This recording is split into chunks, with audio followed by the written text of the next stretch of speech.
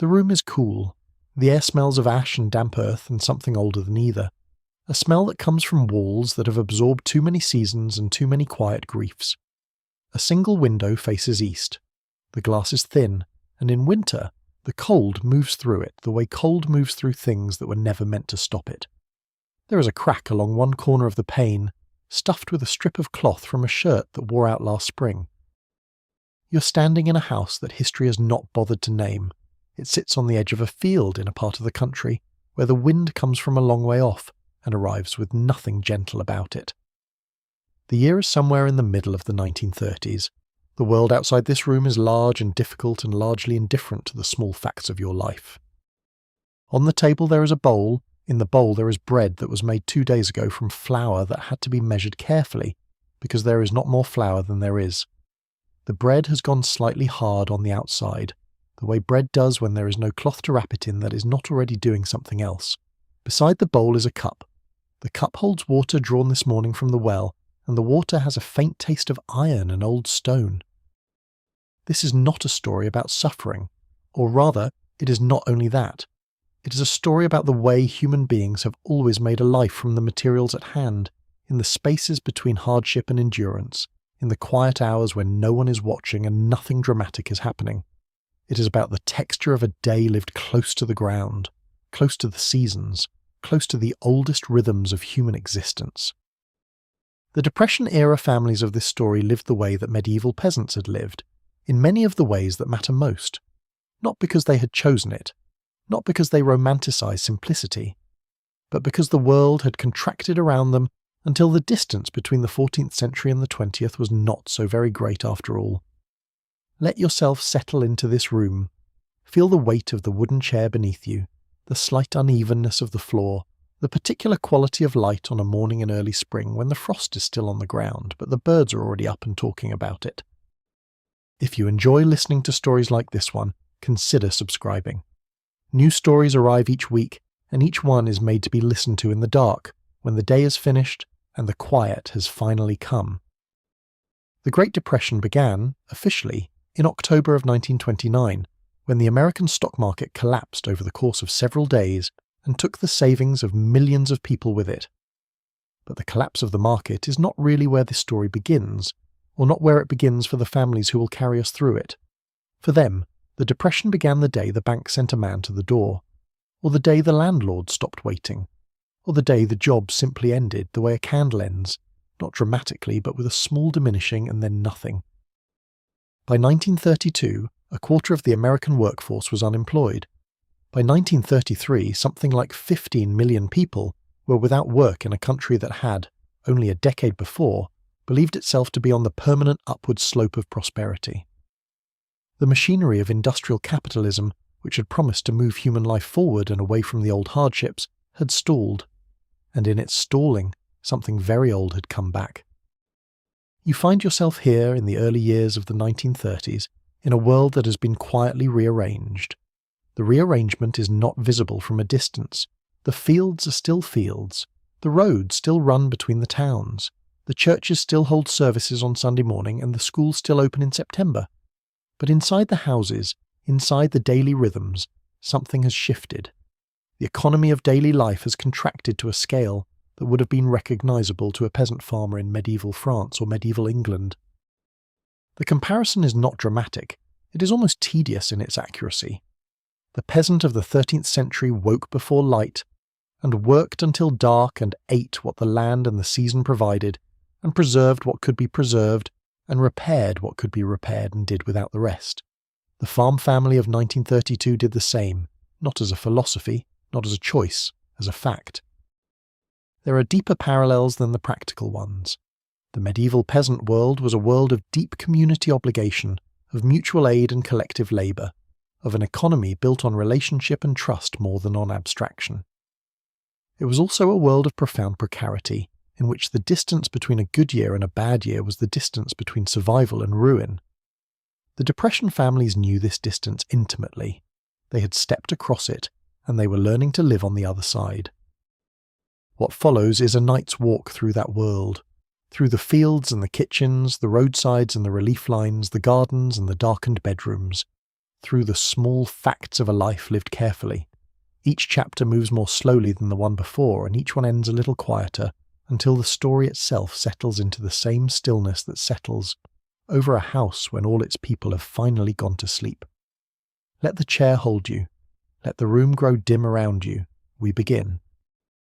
You step outside in the earliest part of morning, before the household is fully awake, before the light has decided what it is going to do with the sky. The ground is hard. It has been hard for longer than it should be, a dryness that went deeper than the surface a long time ago, that lives now in the subsoil, in the cracked and colourless layers beneath the topsoil that your boot heel finds when you scuff at the earth. The field in front of you stretches toward a tree line that is still dark. The trees are cottonwoods mostly, and in the wind they make a sound that is not quite like any other tree, a rattling, papery sound, as though the leaves are tired of the effort of being leaves. The medieval peasant knew this kind of land intimately, not the American plains, not these specific fields, but the feeling of land that has been asked too much and given too little in return. In medieval Europe, fields were rotated not because farmers had read about crop rotation in books, but because they had learned by watching what the land did when it was worked continuously. The exhausted field was a known quantity, a thing with a name, a thing that had to be rested the way a person had to be rested. The Depression-era plains farmer knew exhaustion too, though it had come from a different direction, from decades of deep ploughing that had loosened the topsoil until it had nothing left to hold on with. The Dust Bowl is the name that history gives to what happened in the Central Plains states between roughly 1930 and 1936, but the name makes it sound like a weather event, like something that came from outside. What happened was more intimate than that. The land had been asking for rest for a long time, and the land had not been given it, and so the land eventually took what it needed in the only way available to it, by lifting itself into the air and going somewhere else. The topsoil of Kansas and Oklahoma and Texas moved east in clouds that turned the midday sky the colour of old copper. People sealed their windows with wet rags. They breathed through cloth. They woke to find the fine red dust inside their houses, on their plates, in the creases of their skin. You stand at the fence line and look at the field in the early light. The soil here is not dust yet, or not entirely. There are still furrows, still rows where something was planted last year and will be planted again this year if the rain comes. The rows run to the horizon in a way that is almost hypnotic. The same slight ridge and furrow repeated until it vanishes, until the field becomes the sky. A medieval peasant looking at his own strips of tillage in the open field system of a 13th century English village would have known this view. The scale would have been smaller, the tools different, the crops different, but the feeling of standing at the edge of the thing you depend on and looking at what it might give you this year, that feeling was the same. Spring in the Depression. Years carried a particular kind of hope that was also, always, a kind of dread. Hope because the planting was coming, because the seed was in the barn, because the soil, however tired, had not yet completely refused. Dread because the rain was uncertain, because the markets were uncertain, because even a good harvest might not bring enough to cover the rent, or the seed loan, or the feed bill. The medieval peasant felt this same double weather inside himself every spring. He carried it the way you carry something heavy on a long walk, not thinking about it constantly but always aware of the weight. The fields in this part of the country are mostly flat, or flat enough that you can see the weather coming from a long way off. This is useful. You learn to read the sky the way people in towns read newspapers, habitually, automatically, with an eye for what matters. The colour of the clouds in the northwest in late afternoon, the behaviour of the cattle when the barometric pressure drops, the way the cottonwoods move when the wind shifts from the southwest to the west, which means something different from when it shifts from the west to the northwest. These are not things you are taught. They are things you know the way you know the distance from the house to the barn, not because you measured it, but because you have walked it 10,000 times. Medieval farmers had their own sky-reading traditions, accumulated over generations and passed through families the way objects are passed, without ceremony or explanation, simply given. The signs of good weather and bad, the months when planting was safe and the months when it was not, the old names for the winds that came from different directions. This knowledge was practical, and it was also something more than practical. It was a relationship with the land and the air that had been built over so many generations that it had become indistinguishable from who those people were. You turn back toward the house.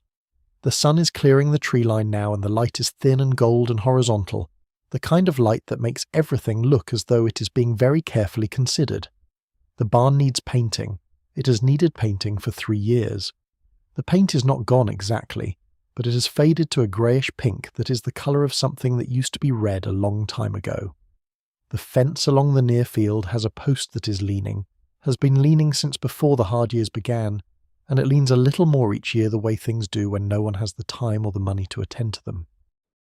A medieval peasant's holding would have looked like this in many of its particulars, not identical, not in the same materials or in the same proportions, but in the same condition of things being managed and things not quite kept up. The great estates of the medieval nobility were not particularly better maintained than the peasant holdings that surrounded them. The difference between a lord's estate and a peasant's farm was not primarily a difference of tidiness but of scale, and even scale was relative. A large farm in hard times looks much like a small farm in good times. The seasons governed everything in the medieval world in a way that the modern world had spent a great deal of effort trying to escape, and had mostly succeeded in escaping before the Depression arrived and re-established the old authority. You could not plant before the ground was ready. You could not harvest before the grain was dry. You could not preserve what you had not grown, and you could not grow what the rain and the sun and the soil would not allow. The seasons were not a backdrop to life, they were the structure of it. By October in the Depression years, a farm family's life was organised around what had been put away and what had not.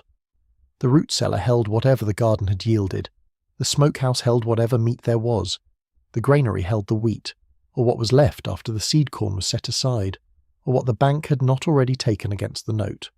Counting what you had, knowing what it would last through and what it would not quite reach, this was a skill that every medieval peasant possessed, and that the Depression had given back to people who had been, for a generation or two, spared the necessity of it.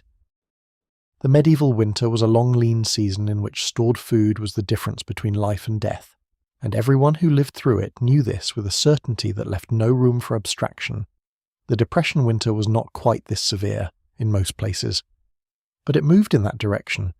It moved close enough to the old medieval reality that the distance collapsed in ways that were invisible from outside but felt, from inside, like a kind of vertigo, as though the years had folded over on themselves and the 13th century and the 20th had found themselves occupying the same cold room.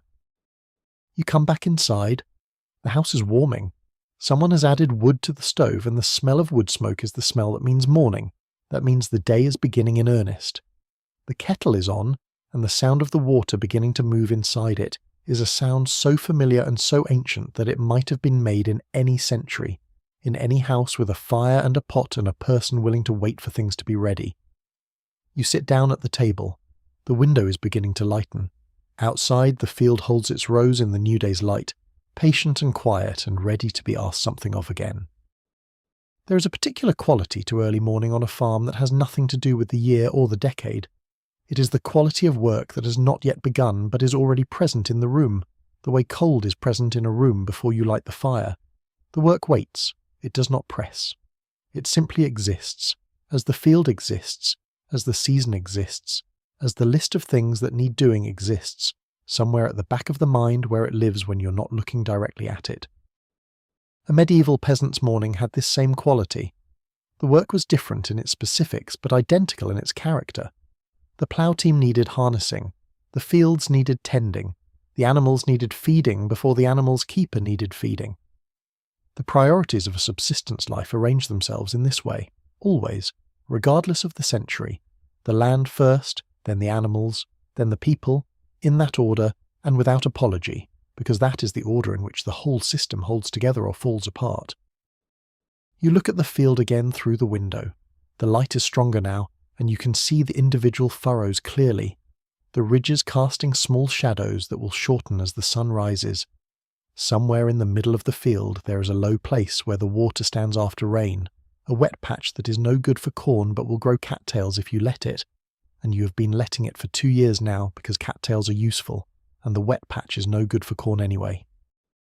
This kind of knowledge, the knowledge of the particular shape of your particular piece of ground, its high places and low places, its sandy patches and its clay-heavy corners, its windward side where things dry out too fast and its sheltered hollow where things stay damp too long. This was the fundamental knowledge of the medieval peasant. It took years to acquire and generations to refine. It was specific to a place in a way that no general agricultural advice could capture, because every piece of ground is its own thing, with its own history and its own requirements. The Depression returned many American families to this intimate relationship with a specific piece of ground. After decades in which farming had been increasingly mechanized and abstracted, in which a farmer might manage hundreds of acres with hired help and equipment, the hard years forced a contraction back to what one family could actually know and tend and manage. The scale shrank until it was medieval again, not by intention, but by necessity, and in the shrinking, something old and practical and particular came back. The relationship between a farmer and his specific piece of ground is one of the oldest relationships in human experience, and it is also one of the most asymmetrical. The farmer knows the ground intimately. He knows its disposition, its tendency, its history. The ground knows nothing about the farmer at all. It will produce from him what the season and his care allow, and it will take from him his labour and his attention, and ultimately, given enough time, his body, and it will give nothing in acknowledgement of any of this. This asymmetry is part of the farmer's life. He learns to accept it the way you accept the character of a difficult neighbour, not with enthusiasm, but with the practical resignation of someone who has no other options. The Depression made the ground both more important and less reliable at the same time, which is the particular cruelty of its agricultural dimension. More important because the farm was, for many families, the only source of food remaining when the cash economy had failed. Less reliable because the drought had compromised the ground's capacity to deliver what was asked of it, and the dust storms had taken, in some places, the topsoil that was the ground's productive capacity altogether. The medieval peasant knew this double bind, knew the year in which the weather and the soil conspired against him, knew the feeling of watching the thing you depended on fail to provide. There is a kind of agricultural knowledge that is specifically the knowledge of failure, the knowledge of what to do when the crop does not come in, when the garden does not produce, when the weather does not cooperate, when the stored food runs low before the new food is ready. This knowledge is not in any manual and is not taught in any school. It is accumulated through the experience of failure, through the specific embodied knowledge of what it is like to have too little and to have to make it last. The Depression was a school in this knowledge for an entire generation, and the medieval peasant had been enrolled in it from birth. Water was among the most precious things in the Depression years, in the dry plains states particularly, where the wells were going bad and the rivers were running low, and the aquifer, which had held the region's water for thousands of years, was being drawn down faster than the rain could replenish it. Medieval communities organized themselves around water with the same intensity, built their villages near streams and rivers and springs, managed their water sources with the collective care that valuable shared resources require, and experienced the failure of water as one of the great catastrophes of their particular world. The Depression farmer who walked his fence line in the early morning, checking for breaks and for the signs of burrowing animals and for the general condition of the wire and the posts, was performing a task that the medieval peasant performed in the same early morning hour, checking his portion of the field boundary, the ditch or the hedge or the low earth bank that separated his strips from his neighbours, the infrastructure of the farming community that required constant low-level maintenance to remain functional. The infrastructure changes, the maintenance does not. There is a particular quality to the air on a farm before anyone else is awake, a quality that has to do with the absence of human sound from a space that will shortly be full of it. The animals are making their animal sounds, which are not human sounds and do not fill the space the way human sounds do. The birds are making their sounds, which are abundant but not loud, not yet, not in the thin light of early morning. The wind is making whatever sound the wind is making today, and the crops are moving in whatever way the wind moves them. But the human sounds, the voices and the tools and the machines, those are not yet present, and the farm without them has a quality that the farm with them does not. There is a mathematics to the farm that does not care about economics, and does not care about politics, and does not care about anything except the relationship between what the soil can give and what the family needs. This mathematics was the same in the 13th century as in the 13th year of the 20th century. You needed a certain number of calories to sustain the people in the house. The land could produce a certain amount of those calories given favourable weather. The weather was not always favourable. The gap between what was needed and what was possible was the gap that the medieval peasant and the Depression farmer had in common. The gap that defined their lives from March to October, from planting to harvest, every year. The fence lines of the Depression farm were among the most laboured over things on the property. Not because the fences were beautiful, but because the fences were necessary. Because without the fences the animals would be in the crops, and the crops in the wrong fields, and the whole careful management of the farm's different spaces would dissolve. Medieval peasants maintained their hedgerows and their ditches with the same care, for the same reason. The boundary is what makes the management possible, and the management is what makes the production possible, and the production is what makes the life possible. The sky in drought country was a different kind of sky. It was not the sky that moved through weather the way a healthy sky moves through weather, cycling from grey to blue to the particular pale white of coming rain. It was a sky that had forgotten how to change. It sat over the land in a haze that was not quite cloud and not quite sun, a suspension of dust and heat that made the horizon look as though the world ended just beyond where you could see. The medieval peasant knew a different version of this stillness, in the years when the rains refused to come, when the wells dropped, and the spring slowed, and the crops stalled in the ground, and the priest walked the fields with his aspergillum casting water that he could not spare, asking for the water that would not come. The kitchen is the centre of the house. This has always been true, in every house that ever organised itself around the necessity of staying warm and fed, but in the Depression years it was true in a particular and concentrated way. The kitchen was where the decisions were made. Not the large decisions, not the ones about the farm or the loan or the future, but the smaller ones that were, in practice, more consequential.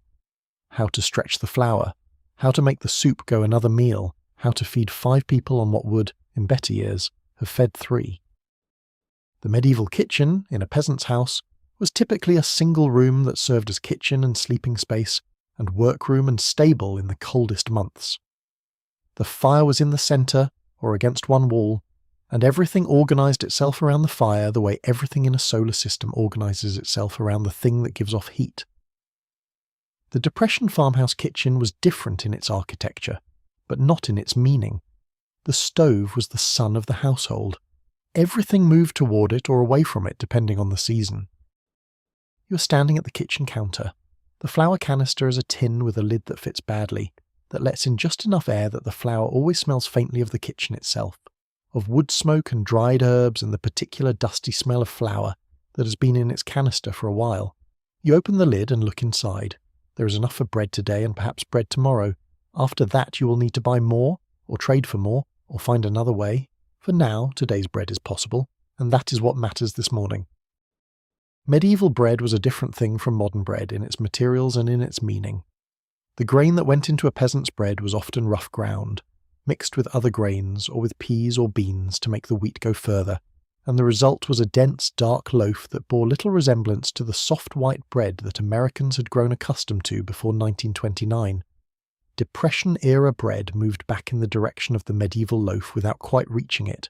Families used cheaper flours, mixed in cornmeal or oat flour to stretch the wheat, and the result was a bread that was heavier and more sustaining and less delicate than the bread of the prosperity years. The act of making bread is one of the oldest continuous acts in human history. The specific movements required, the way you work the dough until it stops being a mass of separate things and becomes a single elastic whole, the way you know when it is right by the feel of it rather than by any measurement, the way you set it to rise and cover it with a cloth and then go do something else, while it does what it does. These movements have been performed in essentially the same way for 4,000 years. The Depression kitchen did not know it was practicing an ancient craft. It was simply making bread. While the bread rises, there is other food to think about. The garden in summer provided tomatoes and beans and potatoes and onions and whatever else had been planted and had come up and could be preserved before it went bad. But it is not summer now. It is not even close to summer. It is the tail end of winter, when the root cellar is at its most reduced, when the careful accounting of what was put away in the fall meets the reality of what a family has actually eaten over the month since then. The root cellar is a medieval institution that Depression-era families rediscovered with the same mixture of practicality and gratitude that the medieval peasant had always brought to it. Dug into the earth below the frost line, cool and dark and slightly damp, A root cellar could keep potatoes and carrots and turnips and beets through the hardest winter.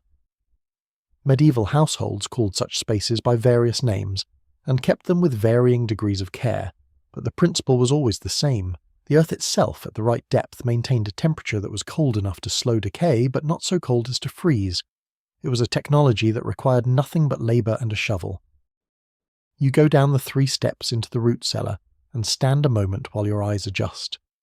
The smell is deep and mineral and slightly sweet. The smell of stored earth things, of potatoes and the soil that clings to them, of the dried onions hanging from the ceiling beam in braids that were made in September. There are still potatoes. You count them without counting them, the way you always do, estimating the pile in the corner and comparing it against the weeks remaining until the ground is workable again. It is February, 6 weeks, perhaps 7. The potatoes will last. Just. The medieval peasant did this same calculation every winter. He had a name for the dangerous weeks, the hunger weeks that came in late winter and early spring when the stored food was almost gone and the new food had not yet arrived. In England they were sometimes called the hungry gap. In France the soudure, the welding, because it was the period when the previous year's harvest and the New Year's harvest had to be welded together through careful management and luck, and, sometimes, through the suppression of appetite. Depression families learned this gap without learning its name. They felt it the way you feel a lean place in a long journey, where the road is narrower and the going slower, and the destination seems further than it did an hour ago. Back in the kitchen, the bread is beginning to rise. You can tell because the cloth over the bowl has lifted slightly, a small dome where there was flatness before. This is one of the quiet satisfactions of the kitchen, the visible evidence of a process working. The yeast is doing its invisible work, eating and breathing and swelling the dough from inside, and the cloth rises by fractions and you let it be. Alongside the bread there will be a soup of some kind. There is almost always a soup of some kind, because soup is the most economical form that food can take, because it can absorb almost anything without complaint, because it stretches a small amount of substance over a large amount of liquid, and the liquid fills you up almost as well as the substance does. The medieval household understood soup in the same way. The cauldron over the fire was a perpetual presence in many medieval kitchens, a pot that was never entirely emptied and never entirely the same, that received whatever the day produced and gave back whatever the day required. The vegetables in the soup today are last summer's in a different form. The carrots are from the root cellar, cut into pieces that are not quite even, because evenness, when you're tired and cold and moving through a morning routine that asks no more than competence, is a luxury of the unhurried. The onion is from the braid that hangs in the root cellar, a little soft on the outside but sound inside. There is a bone, a ham bone, that has been used twice before and will be used once more today, because it still has something left to give in the way that things that have already given a great deal still have something left if you ask them gently enough. Medieval cooks understood the bone. The bone was not a waste product in a kitchen where nothing was a waste product. It was a flavouring agent, a source of fat and gelatin, and the particular depth of taste that comes from the minerals in animal bone, released slowly into liquid over heat. A peasant woman in 13th century England, setting her pot over the fire for the morning, would have added a bone without any more thought than the Depression farm wife added hers. It was simply what you did with a bone. You made it into soup. The bread is done. You can tell when it is done not by the clock but by the smell, which changes from the smell of something warm to the smell of something cooked, from the yeasty sweetness of active dough to the slightly firmer, more resolved smell of a thing that has finished its transformation and arrived at what it was going to be. You take it from the oven. The bottom sounds hollow when you tap it. This, too, is a test that has not changed in 4,000 years of bread making. There is a philosophy in Depression-era cooking that was not written down and not recognised as a philosophy, because philosophies are things that happen in books and studies, and the kitchens of the 1930s were not in the business of philosophy. But the philosophy was there. It was the philosophy of the medieval kitchen, the philosophy of the whole house, the idea that nothing should be discarded that could be used, that every part of everything had a possible continuation, that the end of one thing was the beginning of something else. The grease from this morning's bacon is in a can beside the stove. It will be used tomorrow or the day after to fry potatoes, or to grease the pan for the next batch of cornbread, or to make a roux for gravy. The vegetable peelings from the soup preparation are in a bucket by the door. They will go to the pigs, or to the compost pile if there are no pigs, or if there is no compost pile, they will be buried in the garden where they will become, eventually, the soil that grows next year's vegetables. Nothing leaves the system without giving something back. This is not environmentalism. It is not even thriftiness in the modern sense. It is the oldest and most basic economy, the one in which nothing can be replaced and so nothing can be wasted.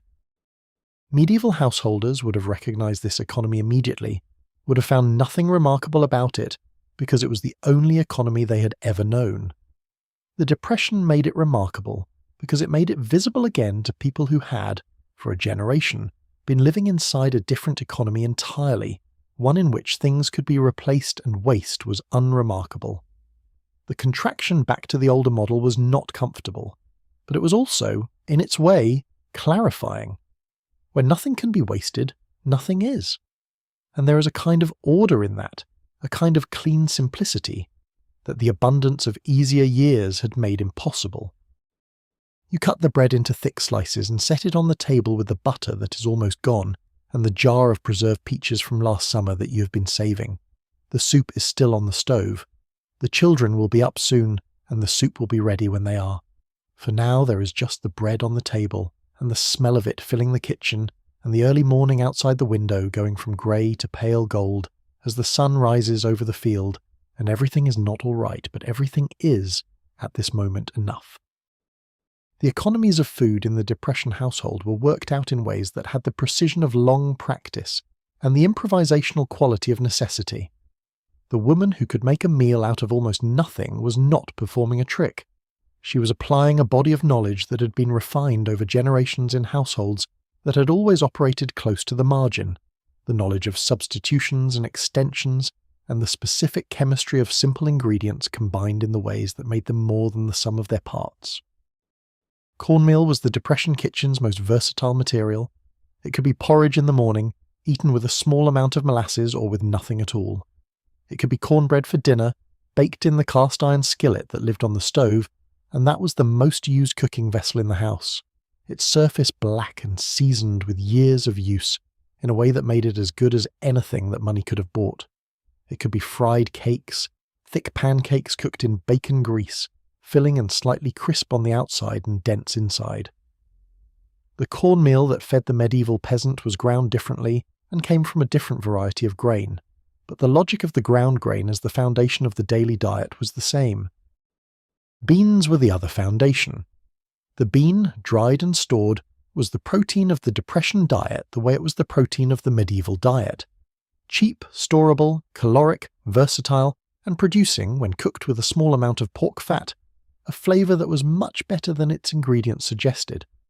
The pot of beans on the back of the stove, simmering for hours, filling the house with their steam and their particular earthy richness, was the smell of both kitchens, medieval and Depression, the background smell of the subsistence kitchen that no amount of more prestigious cooking could quite displace.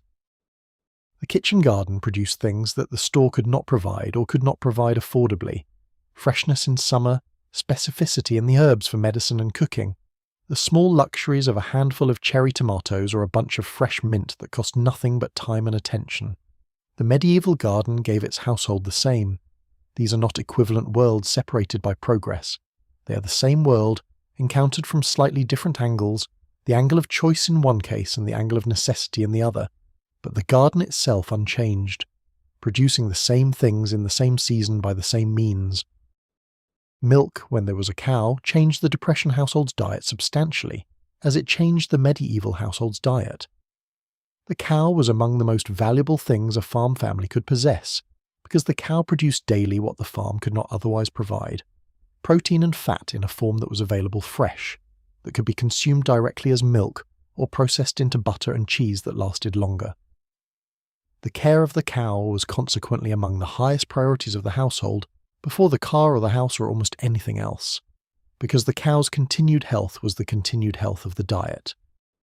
Bread making in the Depression kitchen was performed without the benefit of reliable yeast in packets, because packaged yeast cost money and sourdough starter cost nothing once you had it.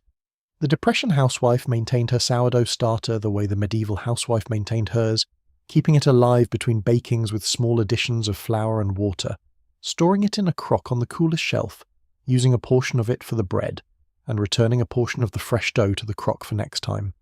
The starter was a living thing, a culture, and it required the same ongoing care as any other living thing in the household. The act of feeding a family from limited materials required a kind of imagination that was not recognized as imagination because it was not expressive or artistic, but was practical and necessary. The woman who looked at the remnants of yesterday's supper and tomorrow's empty cupboard and saw in them the lunch that would be made from this and the supper that could be extended by that was performing an imaginative act as surely as any artist performing an imaginative act, with the difference that the audience was the family's hunger and the deadline was immediate. The medieval housewife performing the same act in the same kitchen with the same urgency was the same artist working in the same medium. Salt was the most important preservative in both the Depression pantry and the medieval larder, the substance that stood between the summer's abundance and winter's starvation, the salt that cured the pork, the salt that pickled the cucumbers and the cabbage, the salt that preserved the fish, where fish was available, through the months when the fishing was not possible. The Depression household that had a good supply of salt going into fall was a household that had the means to preserve what it had. The medieval household without sufficient salt was a household that could not keep what the summer gave it past the season in which it was given.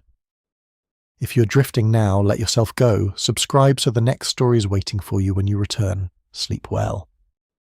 Not everyone in the Depression years had a farmhouse. Not everyone had a house at all, or had one they could expect to keep for more than another few months. The evictions were everywhere in the early 1930s, a slow hemorrhage of families from the houses they had rented or owned or half-owned, the houses where their children had been born and where they had expected to grow old. The evictions were not cruel in the way that individual cruelty is cruel. They were administrative. They were the result of arithmetic that could not be argued with, of loans that had come due and harvests that had not come in, and landlords who were themselves, in many cases, only a season or two from their own difficulties. The settlements that formed at the edges of cities and towns in those years were called Hoovervilles, after the president who was blamed for the Depression, with the blunt and slightly unjust logic that attaches a disaster to the person who happened to be in charge when it arrived. They appeared first in the larger cities, in the vacant lots and under the bridges and along the riverbanks of New York and Chicago and Los Angeles, and then in smaller cities, and then at the edges of towns that were themselves not very large to begin with. They were built from whatever was available. Corrugated tin was the most common material, because corrugated tin could be found in places where corrugated tin had previously been used for other purposes, and those purposes had ended. Old timber was used, pulled from demolished buildings or fallen barns. Cardboard was used, which was not good for long, but was better than nothing in the short term, and the short term was all that many people were thinking about. Tar paper was used, burlap bags were used, crates that had held machinery or produce were used, their thin slat walls stuffed with newspaper for insulation. The medieval peasant's cottage was made in a similar spirit, though in different materials. The basic structure was a timber frame filled with wattle and daub, which was woven sticks plastered with a mixture of clay and dung and straw, a material that was abundant and cost nothing but labour. The roof was thatch, which was cut from the reeds or grasses of the nearest waterway, or from the field stubble that remained after harvest. The floor was beaten earth. The window, if there was one, was covered with oiled cloth or animal membrane rather than glass, which was expensive and fragile and available only to those who could afford to replace it when it broke. You walk through a Hooverville settlement on the edge of a Midwestern city, in the middle of the decade. The path between the shelters is narrow and irregular, having been formed not by planning, but by the simple fact of people walking through the same spaces repeatedly. The shelters crowd against each other the way medieval peasant cottages crowded against each other in a village, without setbacks or property lines, in the pragmatic proximity of people who depend on each other for small daily things and who have, in any case, no reason to claim more space than they need. The smells of a Hooverville are layered and specific. There is wood smoke from the cooking fires, which is the smell of every settlement of people throughout human history who have had access to wood and the need to cook. There is the smell of people and the things people do in confined spaces without adequate sanitation, which is also the smell of medieval towns and medieval villages, the smell that travellers from the cleaner countryside always remarked upon when they entered a settlement of any size. There is the smell of food being cooked, which cuts across the other smells the way good things cut across difficult things, not eliminating them but making them more bearable. Inside one of the shelters, you find a space that is small but not chaotic. The people who have made their home here have done what people always do with the spaces they inhabit. They have organised them. There is a sleeping area, defined by the arrangement of the blankets and the position of the single mattress, which is a mattress only in the sense that it is a flat surface that has been softened with additional layers of cloth. There is a cooking area, near the small stove that vents through a pipe hole in the roof. There is at one side a shelf made from a plank resting on 2 tin cans, and on the shelf are arranged the few objects of the household in a specific order that has its own logic. Medieval peasant cottages were organised in the same spirit. The single room, or the 2 rooms if the family was prosperous enough to have a separate sleeping space, held the entire life of the household in a compressed arrangement that left nothing to spare. Everything had a place because everything needed a place and there was no other place for it to be. The organisation was functional, not aesthetic, and yet there was often a kind of unintentional beauty in it, in the way that useful things arranged with care have a beauty that deliberately arranged things sometimes lack. The family who lives in this shelter is a family of 4. The father has been walking the employment lines at the factory gates every morning for 3 months. The mother has been taking in mending, which brings in a small amount of money and the goodwill of the neighbours who bring her their garments. The 2 children, who are 7 and 9, attend school when the school is in session, and when it is not they stay at the shelter and help with the work that there is to help with, which is considerable even in a space this small. A medieval peasant family of comparable size would have occupied similar space and organised their life around similar priorities. The father would have worked the strips in the open field. The mother would have managed the cottage economy, the kitchen garden, the animals if there were animals, the preservation and preparation of food. The children would have worked from an age younger than modern sensibility is comfortable acknowledging, not because their parents were indifferent to their childhood, but because the economy of survival required all available hands. There is a garden behind the shelter such as it is. A strip of ground, perhaps 4 feet wide and 10 feet long, has been turned over and planted with whatever seeds were available in the spring. Radishes are growing in one corner, because radishes grow quickly and without complaint and produce something edible in a matter of weeks. Green onions are coming up in a row. There are some bean plants, not many, but present. This garden is not going to feed this family through the winter, but it will add something to the meals of summer, and in a life where something is categorically different from nothing, the garden is important. The kitchen garden of the medieval peasant was not fundamentally different from this, in its purpose or its scale. It was attached to the cottage, tended by the woman of the household in the times between other necessary tasks, and planted with the vegetables and herbs that supplemented the diet of grain and legumes that was the backbone of medieval peasant food. Leeks, onions, garlic, cabbages, peas, beans, turnips, kale. The Depression garden contained most of the same plants, and added the tomatoes and potatoes that had arrived from the Americas in the centuries since, but the logic of the garden was identical. Grow what is useful, what is quick, what requires the least in return for the most. Rain falls on the shelter in a way that is different from rain falling on a house with a proper roof. You can hear each drop individually at first, before the rain becomes general, and the individual drops merge into a continuous sound. The tin panels flex slightly in the heavy rain, a rhythmic metallic sound that is almost musical. Water finds the small gaps in the construction and drips inside, and the household has learned the location of each drip and placed a container beneath each one so that the dripping sound has become a kind of percussion inside the shelter on rainy nights, a sound that is irritating and somehow also, after enough repetitions, familiar and almost comforting. Medieval thatch roofs leaked too. Not always, and not everywhere, but in the places where the thatch was thin or where the roofline had settled or where birds had pulled threads of straw for their nests, there were gaps, and in hard rain there were drips, and the medieval household learned the location of those drips the same way and dealt with them in the same way. The accommodation was the same, not a solution but a management, not a repair but an arrangement that acknowledged the situation and worked within it. Evening comes early in winter, and in the Hooverville settlement the cooking fires are lit and the smell of food preparation thickens the air between the shelters. Neighbours share what they have when what they have is enough to share, and this sharing is not charity in the way that organised charity is charity, not condescending or transactional, but simple and horizontal, the sharing of people at the same level who understand each other's situation from the inside. You have beans, I have salt pork. Together we can make something better than either of us could make alone.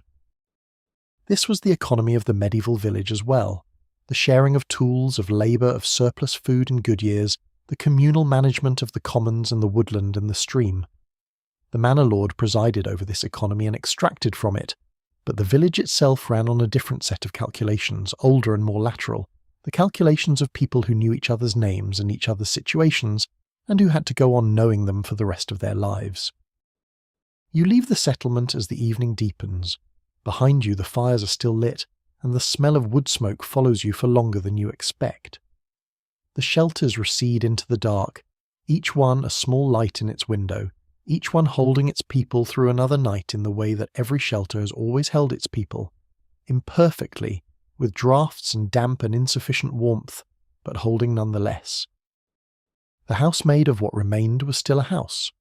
The medieval peasant's cottage, by modern standards, was inadequate in almost every measurable way, too small, too dark, too damp, too cold, too shared with animals in winter, and yet it held generations of people through generations of seasons, and those people slept in it, and were born in it, and died in it, and the cottage held them all. The depression shelter was the same in this way. It was not enough, by any comfortable standard, but it was something, and something was what you had, and from something, with enough care and enough determination, you could sometimes make enough. The materials of improvised shelter in the Depression years were not entirely different from the materials of permanent shelter in the medieval world, because the permanent shelter of the medieval peasant was itself an improvisation, built from whatever the local landscape provided, in the styles and proportions that local tradition had developed over generations to make use of those materials most effectively. Wattle and daub was a solution to the absence of cut stone and kiln-fired brick. Thatch was a solution to the absence of tile. The Depression shelter's corrugated tin and salvaged timber were solutions to the absence of new materials of any kind. The organisation of domestic space in conditions of scarcity follows patterns that emerge independently in different cultures and different centuries because they are responses to the same constraints. When you have one room, or 2 rooms, or 3 rooms for a family of 5, you make certain choices about the arrangement of those rooms that are not choices at all but necessities. You put the sleeping area away from the cooking area, because cooking produces heat and moisture and smell. You put the storage close to the work area because storage serves the work. You put the children's sleeping area close enough to the adults that a sound in the night will be heard. Community in the Depression shantytown was built faster than community is usually built, because the shared experience of the same difficulty produces solidarity more efficiently than shared prosperity does. The neighbours in the Hooverville knew each other's names within days, knew each other's situations within weeks, and had established the informal mutual aid network that makes a temporary settlement into something that can sustain its inhabitants through a difficult period within a month. Medieval village community was built over generations, but it had the same character, the same mixture of specific knowledge of specific people and specific commitments of mutual assistance. The heating of a depression shelter was a problem that was solved in the ways available. A small stove, if one could be obtained or fabricated, provided warmth from whatever fuel was available. In cities, wood was sometimes available from demolished buildings. In the country, it was available from the woodlot if there was one. Coal, where it could be obtained, burned longer and hotter than wood but required a source. The medieval cottage, heated with its central hearth, was not dramatically warmer than the depression shelter with its small stove, because the medieval hearth lost its heat through the wide opening above and through the gaps in the walls, and the depression stove lost its heat through the thin materials of the shelter. Children in the Hooverville had a relationship to their improvised neighbourhood that was characteristic of children everywhere. They made it their own. The alleys between shelters became the roots of their games. The materials around the settlement became the materials of their improvised playthings. The community of other children in the settlement became their world, as the village was the world for medieval children, the bounded space within which childhood took place with its familiar figures and its known topography and its particular small dramas and alliances. What the Depression settlement lacked most conspicuously was permanence, and permanence is the thing that distinguishes a home from a shelter. The medieval village was permanent, or as permanent as the medieval world allowed, rooted in its landscape by the fields that surrounded it and the community that had built itself around them over generations. The Depression settlement was not rooted. It could be removed, relocated, dissolved. Its inhabitants knew this, and it produced a particular kind of lightness in the way people held their lives there, a readiness to move that the medieval village did not require. The ingenuity of the improvised home was not the ingenuity of the well-resourced inventor, but the ingenuity of the person who needs a specific thing and has only the available materials to produce it from. The window that needed to keep the wind out but had no glass was covered with oiled paper, which let in a little light and kept out most of the wind and was achievable from what was present. The floor that was bare earth was tamped and swept into a surface that was not comfortable, but was manageable. These solutions were not good solutions. They were the solutions that were there, and the Depression family and the medieval peasant both understood that the available solution was the one to implement and the better solution was the one to aspire to. The neighbour network in the Depression settlement and in the medieval village was the primary social security system available to the household. When you were sick, the neighbour came. When your animal died, the neighbour helped. When you had more of something than you needed and the neighbour had less, you shared, because the neighbour would have more of something else at some other time, and the social accounting would settle itself out over a long enough period. This informal welfare system was not entirely reliable, was subject to the failures that all human relationships are subject to, but it was present in a way that no formal institution could replicate, because it was built from actual knowledge of actual people in actual circumstances. She is up before anyone else. This is not a choice exactly, or not a choice that was made on any particular morning, but rather a pattern that established itself long before the hard years and has only grown more fixed since then. There are things that need doing before the household wakes, and the things need doing, and so she is the one who does them because she has always been the one who does them, and the logic of the arrangement is self-perpetuating in the way that all fundamental arrangements are. The fire needs building up from the banked coals of the night before. This is the first task because without the fire the kitchen cannot do what the kitchen needs to do, and without the kitchen the household cannot begin its day on anything but cold and discomfort. She kneels at the stove and opens the ash drawer and checks the coals, and there are enough of them, still orange at the centre, to catch the kindling she adds without needing a new match. The match is saved. A match is not nothing. Nothing is nothing in a household that is managed this carefully. The medieval goodwife, which is what they called the woman who ran a peasant household in the Middle Ages, would have recognised this morning exactly. She too was up before the household. She too went first to the fire. She too performed a sequence of morning tasks that were so familiar and so regular that they existed below the level of thought, as instinct rather than intention. The fire, the water, the grain, the animals, in a particular order, every morning, every day of the year except the days when she was too ill to rise, and perhaps some of those days too. The Depression housewife operated within an economy of time and material that was as constrained as anything a medieval goodwife had managed, and perhaps more psychologically difficult because she had grown up in a world where the constraints had been easing, where the machines were supposed to be making the work lighter, where the stores were full of things that could be bought instead of made, and then the world had changed its terms, and the making had come back, and she was making things again. Soap, bread, clothing, preserves, medicines, candles, everything that the previous generation had gradually ceded to the market, and that the market had now, effectively, put behind a price that could not be reached. She makes soap. Not because she prefers to make soap, not because there is anything satisfying about the process, which involves lye that burns if it touches you, and a smell that is strong and not pleasant, and a long standing over the pot that aches in the lower back by the time it is done. She makes soap because the store soap costs money, and the materials for homemade soap are available. The lye comes from wood ash, which is produced every day by the stove, strained through water in the ash hopper and collected in a crock. The fat comes from the cooking, the drippings and the lard and the bits of rendered tallow from the last butchering.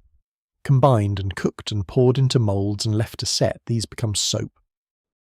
The medieval goodwife made soap in exactly this way, from exactly these materials, because exactly these materials were available and soap, or something that served the purposes of soap, was necessary. The recipe had not changed in 2,000 years because the chemistry had not changed, and the available materials had not changed. The Depression housewife making soap in her kitchen in 1933 was performing a task that a medieval woman would have understood completely and found unremarkable. You watch her move through the kitchen. There is an efficiency to her movements that is the efficiency of a person who has done the same things in the same space so many times that the space and the tasks have become a single continuous thing, each movement flowing into the next without pause or consideration.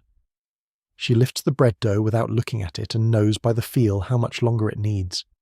She adjusts the draft on the stove without looking at the dial, by the sound of the fire. She sets the skillet on the burner and it lands in exactly the right place with a small purposeful clang. This knowledge of the kitchen, the bodily knowledge of the space and the tools and the materials, is the knowledge that the medieval household economy ran on. It was not written down. It could not be written down in any useful way, because the things that need to be known are not facts but sensations, are not procedures but embodied skills. How hard to knead the dough, how long to cook the beans before they are done but not past done, how much salt in the hand is enough. These things were passed from mothers to daughters in medieval households, not through instruction so much as through proximity, through years of being in the kitchen while the kitchen did its work. In the Depression years, this transmission was happening again, or continuing, in the households where it had never stopped, and beginning again in the households where it had been interrupted by the prosperity of the previous decades, by the convenience foods and the electric appliances and the gradual outsourcing of domestic production. The daughters who had grown up watching their mothers open cans were now watching, or trying to watch, their grandmothers and aunts who remembered how to do the older things. She sits down for a moment, just a moment, at the kitchen table. The house is still quiet. The children are still asleep. Through the window the yard is visible in the early light. The clothesline empty because there is no washing today. The kitchen garden waiting behind its wire fence for the work that will come with the warming. She holds a cup of coffee, which is not quite coffee but a mixture of actual coffee and roasted grain that extends the coffee supply through the week. It is hot, it is in a cup, it is hers this moment before the household wakes. The medieval goodwife had few such moments, and valued them in the same way. Not dramatically, not as something to be remarked upon or grateful for, but simply as a fact of the morning, a brief quiet before the noise of the day began. The fire was lit, the porridge was on. For a few minutes, the house was still, she was in it, and warm and alone with her own thoughts. This was the closest thing to luxury that the economy of her life provided, and she took it without apology. There is a list. It is not a written list, because paper for lists is not something she spends paper on, but it is a list nonetheless, organised in her mind with the same clarity that a written list would have. Today, the washing from yesterday needs to be ironed. The children need shoes resoled, or the soles need to be looked at and a decision made about whether resoling can wait another week. The preserves in the back of the pantry need to be checked. One of the jars has a lid that did not seal right and needs to be used before it goes bad. The garden plot needs to be turned if the ground is soft enough, because planting time is not far away. A medieval goodwife kept the same kind of list in the same kind of way. The medieval household ran on a rhythm of tasks that cycled through the week and the season and the year, in a pattern that was so familiar it barely required conscious management, that managed itself almost through the sheer force of its own repetition. Washing on Monday, baking on Thursday, salting in November, planting in April.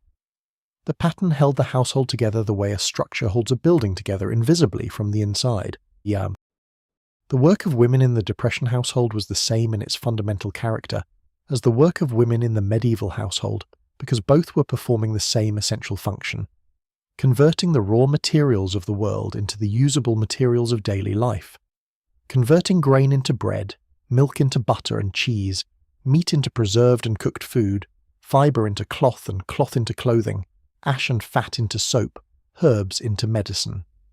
This conversion was the work of the household, and it was the work of women, and it was work that the economy of scarcity made visible in a way that the economy of abundance had made invisible. She goes out to the garden after the household is fed and the kitchen is cleaned, because the kitchen garden is hers in the way that the farm fields are the men's, not by any decree but by long custom, by the understanding that the kitchen garden serves the kitchen, and the kitchen is the woman's domain. She walks the rows in the early morning cold, looking at what has come up and what has not, pulling a weed here, noting a bare patch there where something needs to be replanted. The medieval goodwife's kitchen garden served the same function and was tended in the same spirit.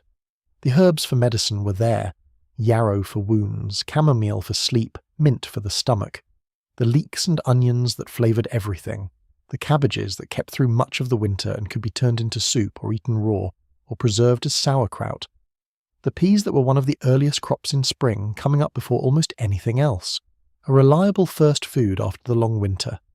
She knew each plant and what it was for, not from reading but from doing, from the accumulated knowledge of a domestic economy that required its practitioners to understand their materials completely. By mid-morning the household is fully in its day. The sound of it fills the house, the sound of children and the particular sounds of a household at work. She's at the sewing machine, repairing a pair of overalls that are more patches than original fabric at this point, but that still have some use in them if the patch at the knee holds. The sewing machine was expensive when they bought it, before the hard years, and it is expensive in a different way now, expensive to replace if it breaks, expensive in the sense that it represents a capacity that would be lost without it. She sews, and the day moves around her, and she is the still point of it, the thing around which the household revolves, the way the fire was the still point of the medieval cottage, the thing that everything else organised itself in relation to. Not because she's stationary, because she's not. She moves through the house constantly, attending to one thing and then another, but because she's the knowledge holder, the one who knows where things are and how things are done and what needs to be done next and when, and without that knowledge the household would not function. The washing was a weekly event that required more organisation and more labour than any modern person who has used an electric washing machine can easily imagine. The water had to be drawn and heated, the tub had to be set up, the washboard had to be deployed, the soap had to be shaved from the block, each garment had to be scrubbed against the washboard with a force that was hard on the fabric and hard on the hands, rubbed over the corrugated surface in a way that worked the soap through the weave and removed what the dirt had deposited there. This was a morning's work at minimum, often a full day's work for a large household. The medieval goodwife did her washing at the stream or the communal washing place, beating the clothes against the stone or the board, using a paddle or a fuller's bat to work the water and the soap substitute through the fabric. The communal washing place was also a social place, the location of conversation and the exchange of information and the particular sociability of work done together, and this aspect of the medieval washing was not available to the Depression housewife washing alone at her tub. She washed in isolation. The medieval washerwoman washed in company. Cooking without the range of ingredients available to the modern kitchen required a specific creativity, the creativity of constraints, which is different from, and in some ways more demanding than the creativity of abundance. The Depression cook who had flour and salt and lard and nothing else for a meal had to produce something edible from these materials, and the something edible she produced had to be nourishing enough and varied enough that it could be produced again and again without demoralizing the household. This is not a small challenge. It is the fundamental challenge of the subsistence kitchen, and it was the fundamental challenge of the medieval kitchen. The management of the household's inventory was a specific skill that the woman of the Depression household performed without calling it a skill, without any of the vocabulary that business management has since developed to describe the same activity. She knew what was in the pantry, knew what was in the root cellar, knew what was in the smokehouse and the granary and the cold room, and she held all of this information in her head simultaneously with the knowledge of what the household would need over the coming days and weeks. This was inventory management. It was supply chain thinking. It was the same function that a medieval castellan's wife performed when she managed the stores of a castle through the winter. The social economy of the neighbourhood ran through the woman of the household in ways that the outside economy did not. She knew which neighbour had excess eggs this week and which neighbour needed eggs. She knew which family's children had outgrown their clothes and which family had smaller children who could use those clothes. She knew who was sick and who had the herbal remedy for what they were sick with. She was a node in a network of mutual aid and information that kept the community functional through the difficulties of the Depression, in exactly the way the medieval goodwife was a node in the network that kept the village functional through its own difficulties. The particular exhaustion of the Depression housewife was not the simple exhaustion of physical labour, though that was present, but the exhaustion of continuous resource management under conditions of scarcity, the exhaustion of constant calculation and constant improvisation, the exhaustion of making the household work day after day with materials that were insufficient for the work required of them. The medieval goodwife knew this exhaustion. It was the exhaustion of the subsistence household universally, the exhaustion of doing what needed to be done with less than what was needed to do it, every day without end. The woman's day in the Depression household moved through a sequence of tasks that had been established before the Depression and were only intensified by it, not fundamentally altered in their character. The morning tasks were different from the afternoon tasks were different from the evening tasks, not in their urgency, which was uniformly present, but in their nature, in what they required of the body and the mind. The morning was the fire and the food, and the children's preparation for the day. The afternoon was the longer, slower tasks, the mending and the preserving and the baking that needed hours rather than minutes. The evening was the accounting and the planning and the small social time of the household gathered. The rhythm of the Depression household's weekly cycle had its medieval equivalent in the religious calendar that organised the medieval week around the Sunday observance and the holy days distributed through the year. The Depression family's week was organised around the practical rhythms of the household: the washing day, the baking day, the marketing day when marketing was possible, the gardening days and the preserving days that depended on what the garden was producing. The week was not uniform. It was a varied pattern that recurred, a pattern of specific tasks on specific days that the household had settled into through the accumulated decision-making of many weeks. There was a kind of arithmetic to the woman who ran the Depression household that was not taught in any school and not recorded in any book, and was nonetheless precise. She knew how many days the flour would last. She knew what proportion of the beans had to be held back for seed. She knew which children were growing fast enough to need new shoes before winter, and which could go another season with what they had. The medieval housewife carried the same arithmetic in the same way, in the memory rather than on paper, in the calculation that ran beneath every domestic action like a quiet current, the accounting that never stopped because the margin for error never widened. There is a man at the edge of the road. He's walking in the same direction the road is going, which is west, because west is where someone told him there was work, and that somewhere might be true and might not be, and the only way to find out is to walk in that direction and see what the walking brings. He has been walking for 3 days. His shoes are good shoes, or were good shoes before 3 days of walking on gravel roads, and now they are shoes that will last another week, if the weather holds, and considerably less than that if it does not. The hobo, the itinerant worker, the migrant labourer, the man on the road, these figures were as much a part of the Depression landscape as the soup kitchen and the relief line. At the peak of the Depression, there were an estimated 1 to 2 million people riding the freight trains or walking the highways of America, men and women and sometimes whole families moving from one part of the country to another, in search of work that was always reported to be just over the next range of mountains or just past the next state line. The medieval wanderer was a recognised figure in the social landscape of the Middle Ages, in a way that the Depression traveller was and was not. Medieval society had its categories for people who travelled without fixed abode: the pilgrim, who travelled for religious reasons and had a kind of protected status; the journeyman craftsman, who travelled between towns in search of work and was respected as a skilled tradesman; the vagabond, who travelled for no sanctioned reason and was regarded with suspicion and frequently subjected to legal punishment.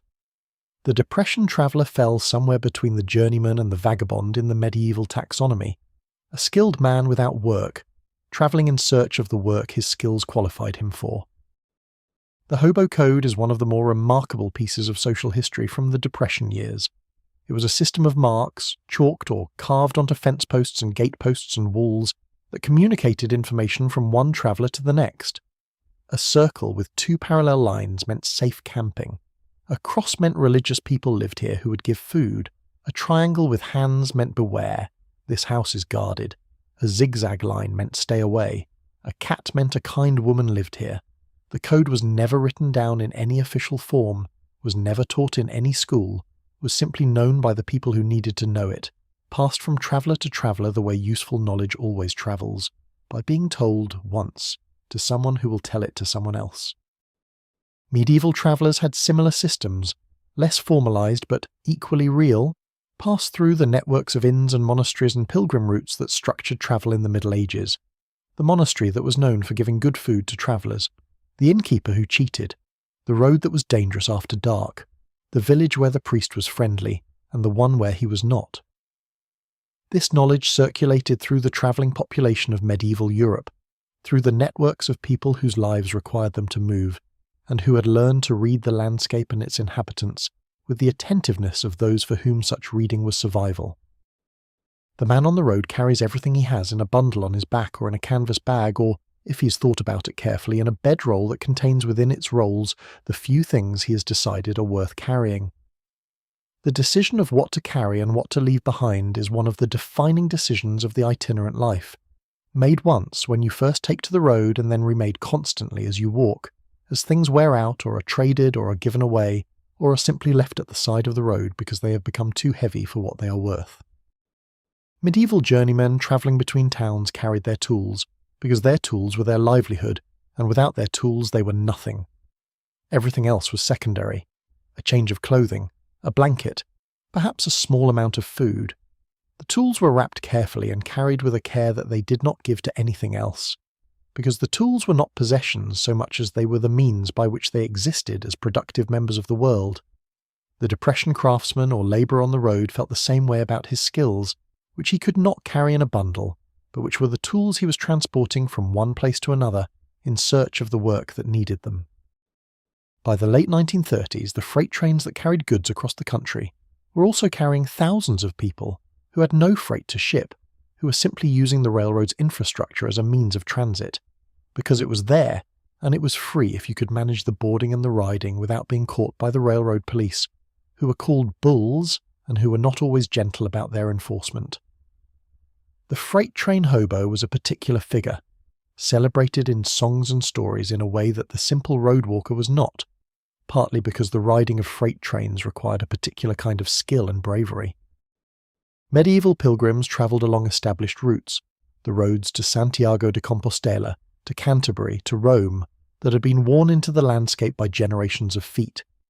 These routes had their own infrastructure, the hostels and monasteries that provided shelter, the shrines and chapels that provided spiritual sustenance, the markets and fairs that appeared at intervals along the way.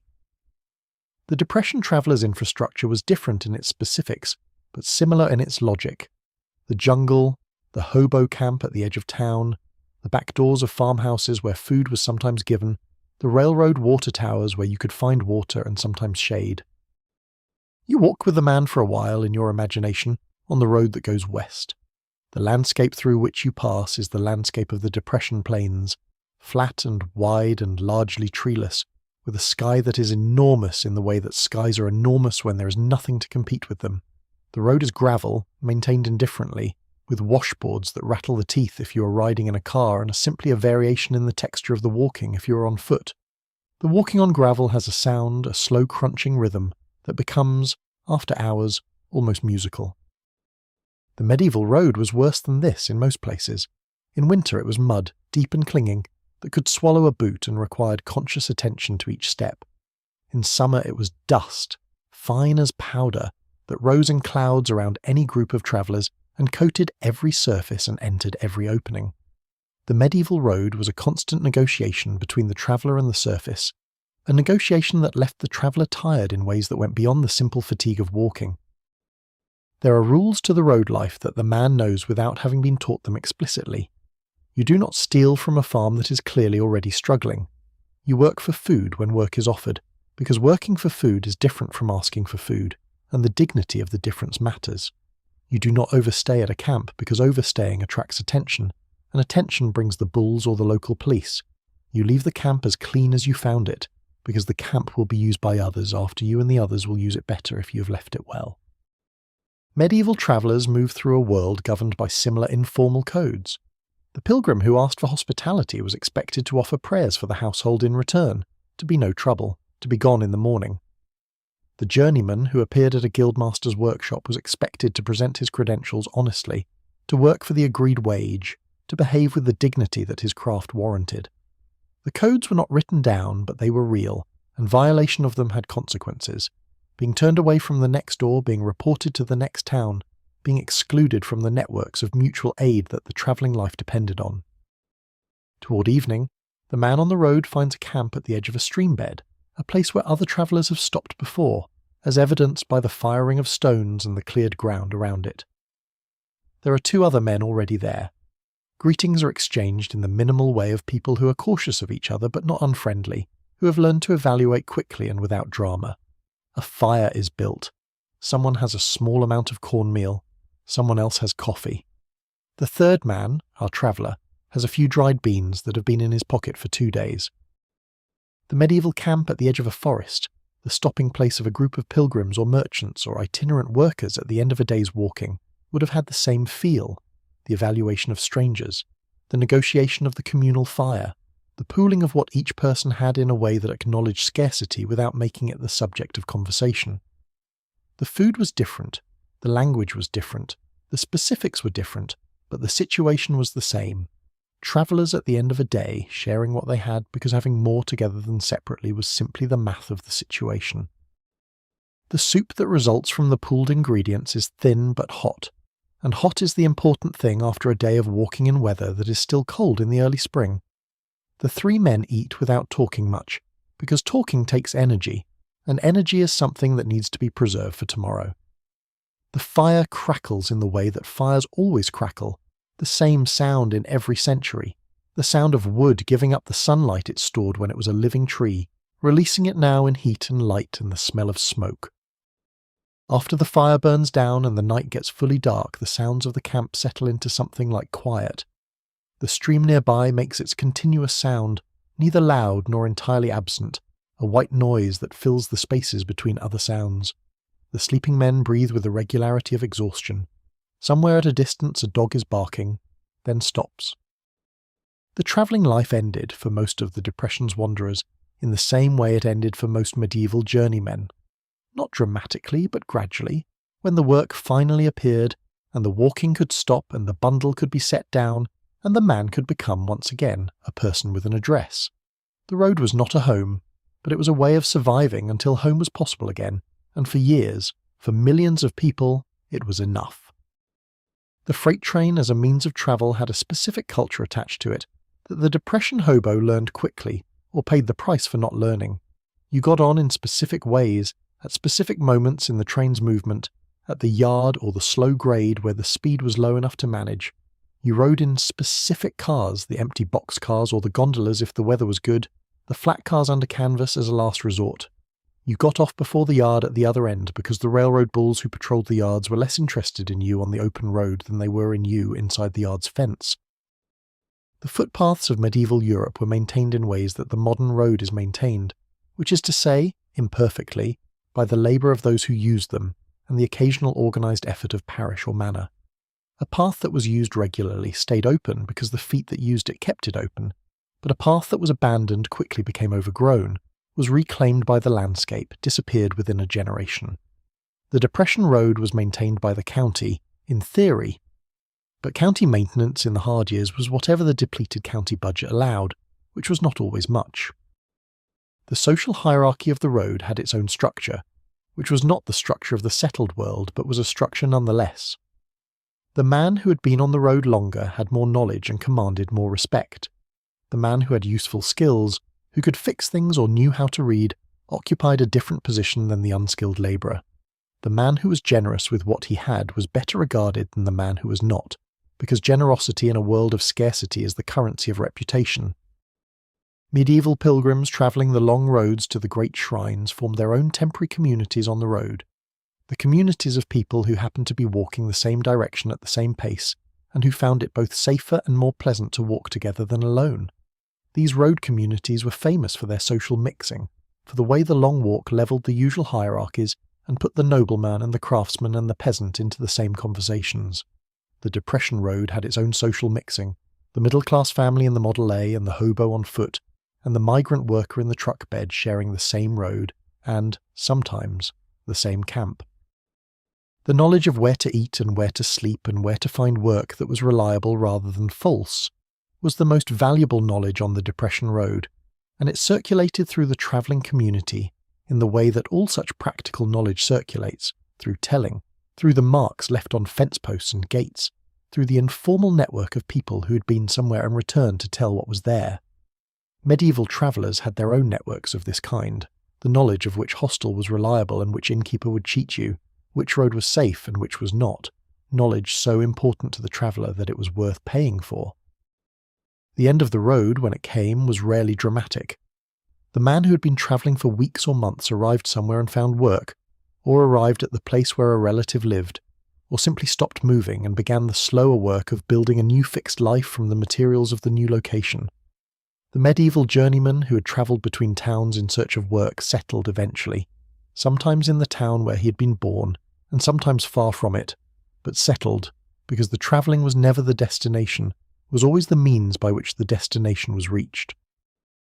The road as a space had a particular quality for the depression traveller that it has for anyone who walks long distances. It became, over time, the world.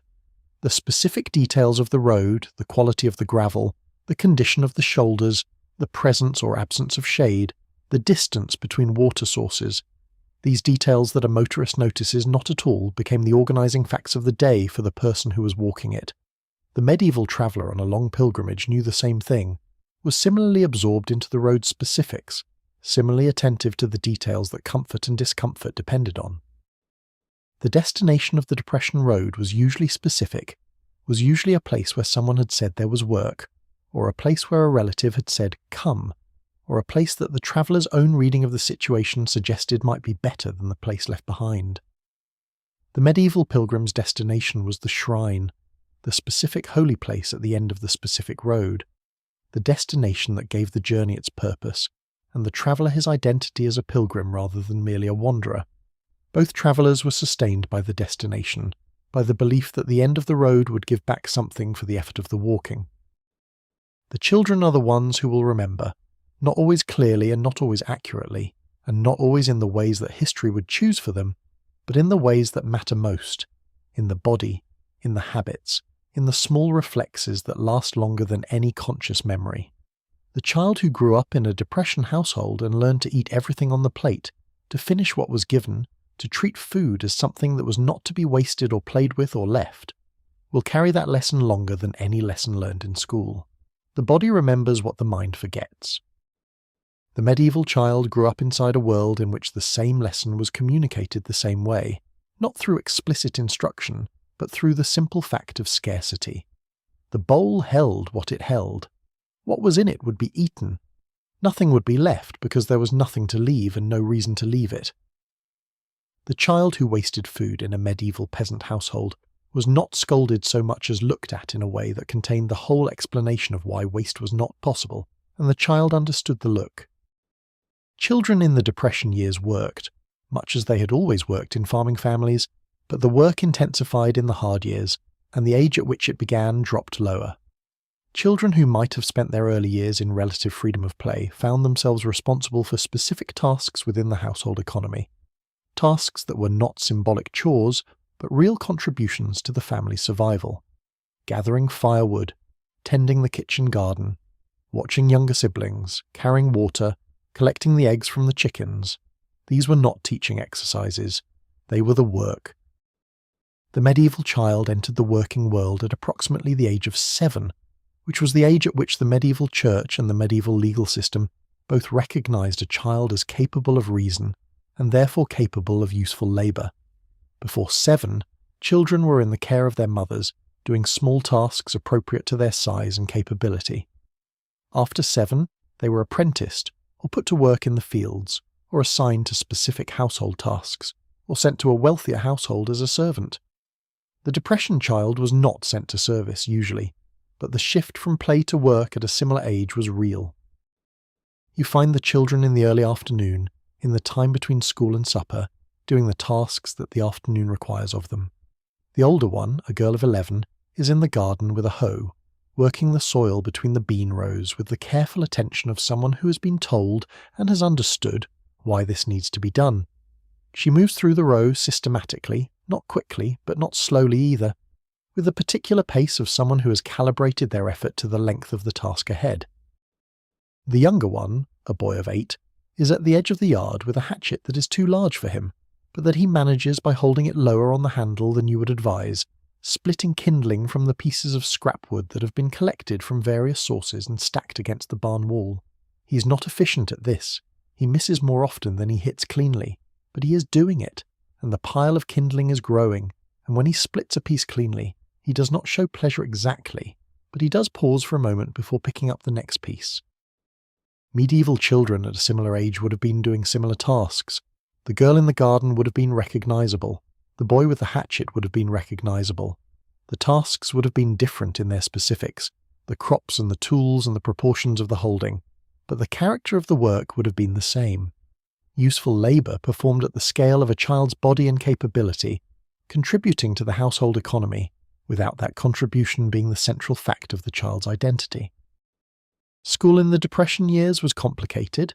In many rural areas, the school year was built around the farming calendar, starting after the fall harvest and ending before the spring planting, which was not so different from the way that medieval children's labour was organised around the agricultural calendar. But in the hard years, some schools could not open because the county could not pay the teachers. Some children stopped attending because they were needed at home. Some children walked 3 miles to a school that had no heat and a teacher who had not been paid in 2 months and who kept coming anyway. The medieval child had no school in the modern sense unless the family had some connection to the church, which maintained the only educational institutions in most of medieval Europe: the monastery school, the cathedral school, the church-sponsored grammar school. These were the available educational options, and they were available to a small fraction of the medieval child population, mostly boys, mostly from families of some means or ambition. For the peasant child, education was the farm, was the household, was the daily observation of how things were done, and the gradual accumulation of the knowledge that would be required to do them independently. The children in the Depression household had a relationship to books that was complicated by the same economics that complicated everything else. Books cost money. The school library, if the school had one, was sparse. The county library, if there was a county library, was perhaps accessible. But books were valued in many households precisely because they were scarce, in the way that any resource is valued more when its availability is uncertain. The child who had a few books had a relationship with those books that the child surrounded by abundance could not quite replicate. There is an afternoon game that the children play with the neighbourhood children, in the narrow strip of ground between the house and the fence, a game that uses a ball and a series of rules that are partly remembered from some other version of the game, and partly invented to suit the available space. The game is loud for a while, the particular loud of children who have been in school all morning and are spending the stored energy of the day, and then it is less loud as the energy discharges, and then it's quiet as one by one the children are called in by the specific sound of their particular mother's voices. Medieval children played. This is sometimes forgotten in the tendency to imagine medieval childhood as unrelieved labour, but the archaeological and documentary evidence is clear. Children in the Middle Ages played with toys and games that are recognisable in their basic logic to anyone who has ever watched children play. Tops, marbles, simple balls, games of chase, games with rules. The play of the Depression child was in the same tradition, using what was available, constrained by the same spatial and material limitations that constrain all children's play, but play nonetheless. Evening comes and the children come inside smelling of outdoors, of cold air and effort, and the particular earthy smell that children acquire in the course of a day spent partly on or near the ground. They are fed. The meal is simple, as all meals are these days, but it is warm and there is enough of it, which is the criterion that matters. The children eat with the appetite of children who have been outside all afternoon, and whose bodies are growing, and whose growth requires fuel in quantities that sometimes seem extraordinary given the size of the bodies involved. The medieval child eating supper at the end of a day of work would have had the same appetite and the same relationship to the food, the same absence of commentary about what was served, the same focus on eating, the same quick satisfaction, followed by the slightly drowsy contentment that a good meal at the end of a physical day produces. The food was different, the bowl was different, the room was different, but the child in it was the same child. Bedtime in the Depression household is negotiated through the same sequence of resistance and concession that bedtime has always been, in every culture and every century where children have been required to sleep before they felt ready. There is asking for more time.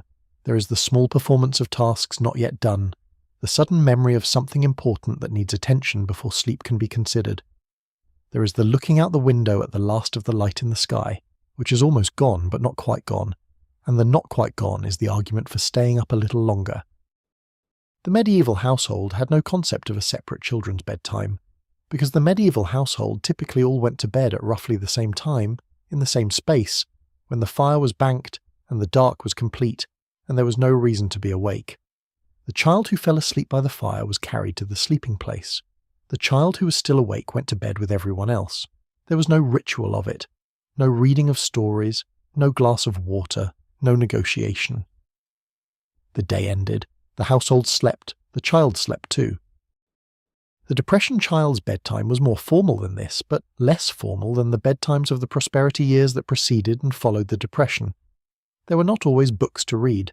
The radio, if there was a radio, was saved for adult listening. There were stories told sometimes, by the grandparent or the parent who had the patience for it, stories from their own childhood or from the received stock of stories that every family carries, the ones everyone knows, and that get told slightly differently each time in a way that is never quite acknowledged. The child sleeps. This is always the simplest sentence in any history of childhood, and the truest. Whatever the day held, whatever the season required, whatever the household circumstances, the child eventually slept, and in sleeping was released from the complexity of waking life into the simplicity of rest. The Depression child slept. The medieval child slept. The sleep was the same sleep, in the same darkness, with the same body, dreaming whatever dreams that age and that day and that particular life provided. The school year in rural Depression communities was calibrated to the agricultural calendar in ways that made it technically incompatible with the urban school year, but practically sensible for the communities it served. You could not ask a farm family to send its children to school during the harvest, because the harvest required everyone, and a child who was not harvesting was a burden the household could not carry. The school started when the harvest was done, and ended before the planting, and the months in between were the school's months, and this arrangement was not different in its logic from the way medieval children were available for learning, only in the seasons when they were not required for agricultural labour. The Depression child's relationship to money was complicated by both the presence of money as a system of value and the near total absence of money as an actual material in the household. Coins were known, their value was understood, their acquisition was a subject of constant background concern in the household, but the actual coins were rarely in the child's hands, rarely in the household's hands, and this absence of the thing that the economic system required produced a particular understanding of value. You knew what things cost, and you knew that their cost was real, and you knew that the real cost was, for now, beyond you. Play in the Depression years was frequently organised around the materials of the household's work, the way medieval children's play was organised around the materials of their parents' work. The child who built a miniature farm from sticks and mud was practising the farming that he would do as an adult, rehearsing the spatial logic and the organisational principles of agricultural life in the form that children use for rehearsal, which is play. The girl who dressed her corn husk doll and enacted domestic scenes with it was doing the same thing, organising the knowledge of the household into the form of play that was also a kind of preparation. The Depression child's relationship to food was formed by the experience of scarcity in ways that lasted a lifetime. The adults who grew up in Depression households were notable, in later decades of abundance, for their inability to waste food, their tendency to finish what was on the plate, their discomfort with excess, their practice of the habits of scarcity in circumstances that no longer required them. These were not neuroses. They were reasonable adaptations to the conditions of their formation, carried forward by the body's memory long after the mind had moved on. There was a specific kind of pride in Depression-era children that had to do with competence, with the ability to do the tasks that the household required of them. The child who could milk the cow was proud of the ability, not because milking the cow was glamorous, but because milking the cow was real, was useful, was the kind of thing that adults did, and doing it was evidence of the same capability that adults possessed. Medieval children acquired the same kind of pride from the same source, because in a world where ability to do useful work was the primary measure of a person's worth, the child who could do useful work had begun to establish worth. Friendship in the Depression childhood had a particular intensity because the circumstances of the hard years gave children very little in the way of entertainment and required of them a great deal in the way of work, and the friendship was the relief from both. The friend was the person with whom you could be neither working nor worried, could be simply present in the way that children are present when they are absorbed in play. Medieval children, similarly, found in their friendships the space between the demands of work and the demands of family, the small territory of their own company, where the adult world's requirements did not entirely govern. The Depression child's education in the household economy was not separate from the household economy, but embedded in it, learned through participation rather than through instruction. You learned to bake by standing at the counter with the person who baked, by watching, and then doing independently, with the person who baked nearby and available if the doing went wrong. You learned to garden by gardening, to mend by mending, to cook by cooking. This was not pedagogy. It was simply the way that practical knowledge transferred from one generation to the next, in households where the knowledge was in use and visible and accessible. The sibling relationships in the Depression household were structured differently from sibling relationships in more affluent households, because the shared difficulty created a particular kind of solidarity, the solidarity of people who were in the same situation and who understood that situation the same way. The older sibling who helped the younger was not performing generosity so much as maintaining the network of mutual assistance that the household depended on, the network of which the sibling relationship was the most immediate unit. The paper on the kitchen table is a letter from the bank. It arrived 2 days ago and has been moved from one end of the table to the other without being responded to, which is not the same as ignoring it, which would require not thinking about it, which is not possible. It is the third letter about the same subject, which is the mortgage note, which was taken out 6 years ago when times were different, and which is now due in a way that times being different could not have entirely predicted. Debt in the Depression years was a medieval experience, not metaphorically medieval, not loosely analogous, but structurally identical to the system of obligation that had organised medieval peasant life for centuries. The medieval peasant owed labour to the lord, owed a portion of his harvest as rent, owed fees for using the lord's mill and the lord's oven and the lord's market. The Depression farmer owed money to the bank, owed rent to the landlord, owed seed money to the grain elevator, owed feed bills to the feed store. The amounts were different. The underlying structure of obligation was the same. The medieval serf technically owned nothing. The land he farmed belonged to the lord. The house he lived in belonged to the lord. The tools he used might be his own, or might be the lord's, depending on the manor. He could not leave the manor without permission. He could not sell his holding without permission. He owed specific days of labour on the lord's fields at the lord's direction, in addition to the work he did on his own strips. His entire life was structured around this obligation, not as a temporary condition but as the permanent framework within which he existed. The Depression farmer was not a serf in the legal sense. He could in theory walk away from his debts and start over somewhere else, though the practical difficulty of doing so was considerable. But the functional structure of his relationship to the bank or the landlord or the cropline holder had a feudal quality that contemporaries themselves remarked upon. The sharecropper in particular occupied a position that was structurally almost identical to that of the medieval serf, farming land that belonged to someone else, paying a portion of the crop as rent, owing additional obligations to the landlord for the house and the tools and the credit advanced against the coming harvest. The cropline system, which was particularly prevalent in the south, was one of the clearest examples of this feudal structure. The farmer borrowed money or goods against his coming crop before planting, at interest rates that reflected the risk of the loan, but that also frequently reflected the power asymmetry between the lender and the borrower. When the crop came in, it went first to cover the debt, and what remained, if anything remained, was the farmer's. In bad years, nothing remained, and the debt carried over, growing with each season's interest, becoming in some cases a burden that could not be retired in a lifetime. You sit with the man who received the bank letter.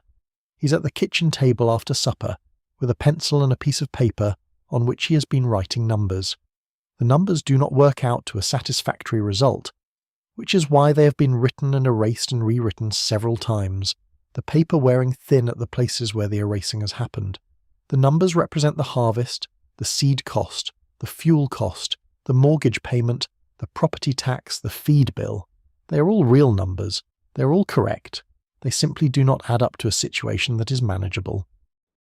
The medieval peasant's relationship to numbers was different, because medieval peasant life operated largely on a non-monetary basis, where cash was scarce and calculations were made in kind rather than in currency. But the underlying arithmetic was the same. What came in had to be more than what went out, and when it was not, the shortfall had to be made up somehow, through borrowing, through labour, through appeal to the Lord's mercy or the Church's charity. The arithmetic of subsistence is the same in any century. What makes the Depression farmer's situation particularly interesting from a historical perspective is that he existed in a modern monetary economy, but was functionally experiencing the conditions of a pre-monetary one. The bank did not want his labour, it wanted his money. The money was attached to a commodity, the crop, that the market priced below the cost of production. Between the modern requirement for money and the medieval reality of inadequate production, the farmer was squeezed in a way that neither system taken alone would have produced. The landlord in the Depression years occupied the position that the feudal lord occupied in the medieval system, not always comfortably. Many landlords in the hard years were themselves in difficult positions, caught between the rents they needed to cover their own debts and the inability of their tenants to pay those rents. The medieval lord had more direct tools for dealing with recalcitrant tenants, tools that range from fines to physical punishment to eviction, and he could use them without much legal complication.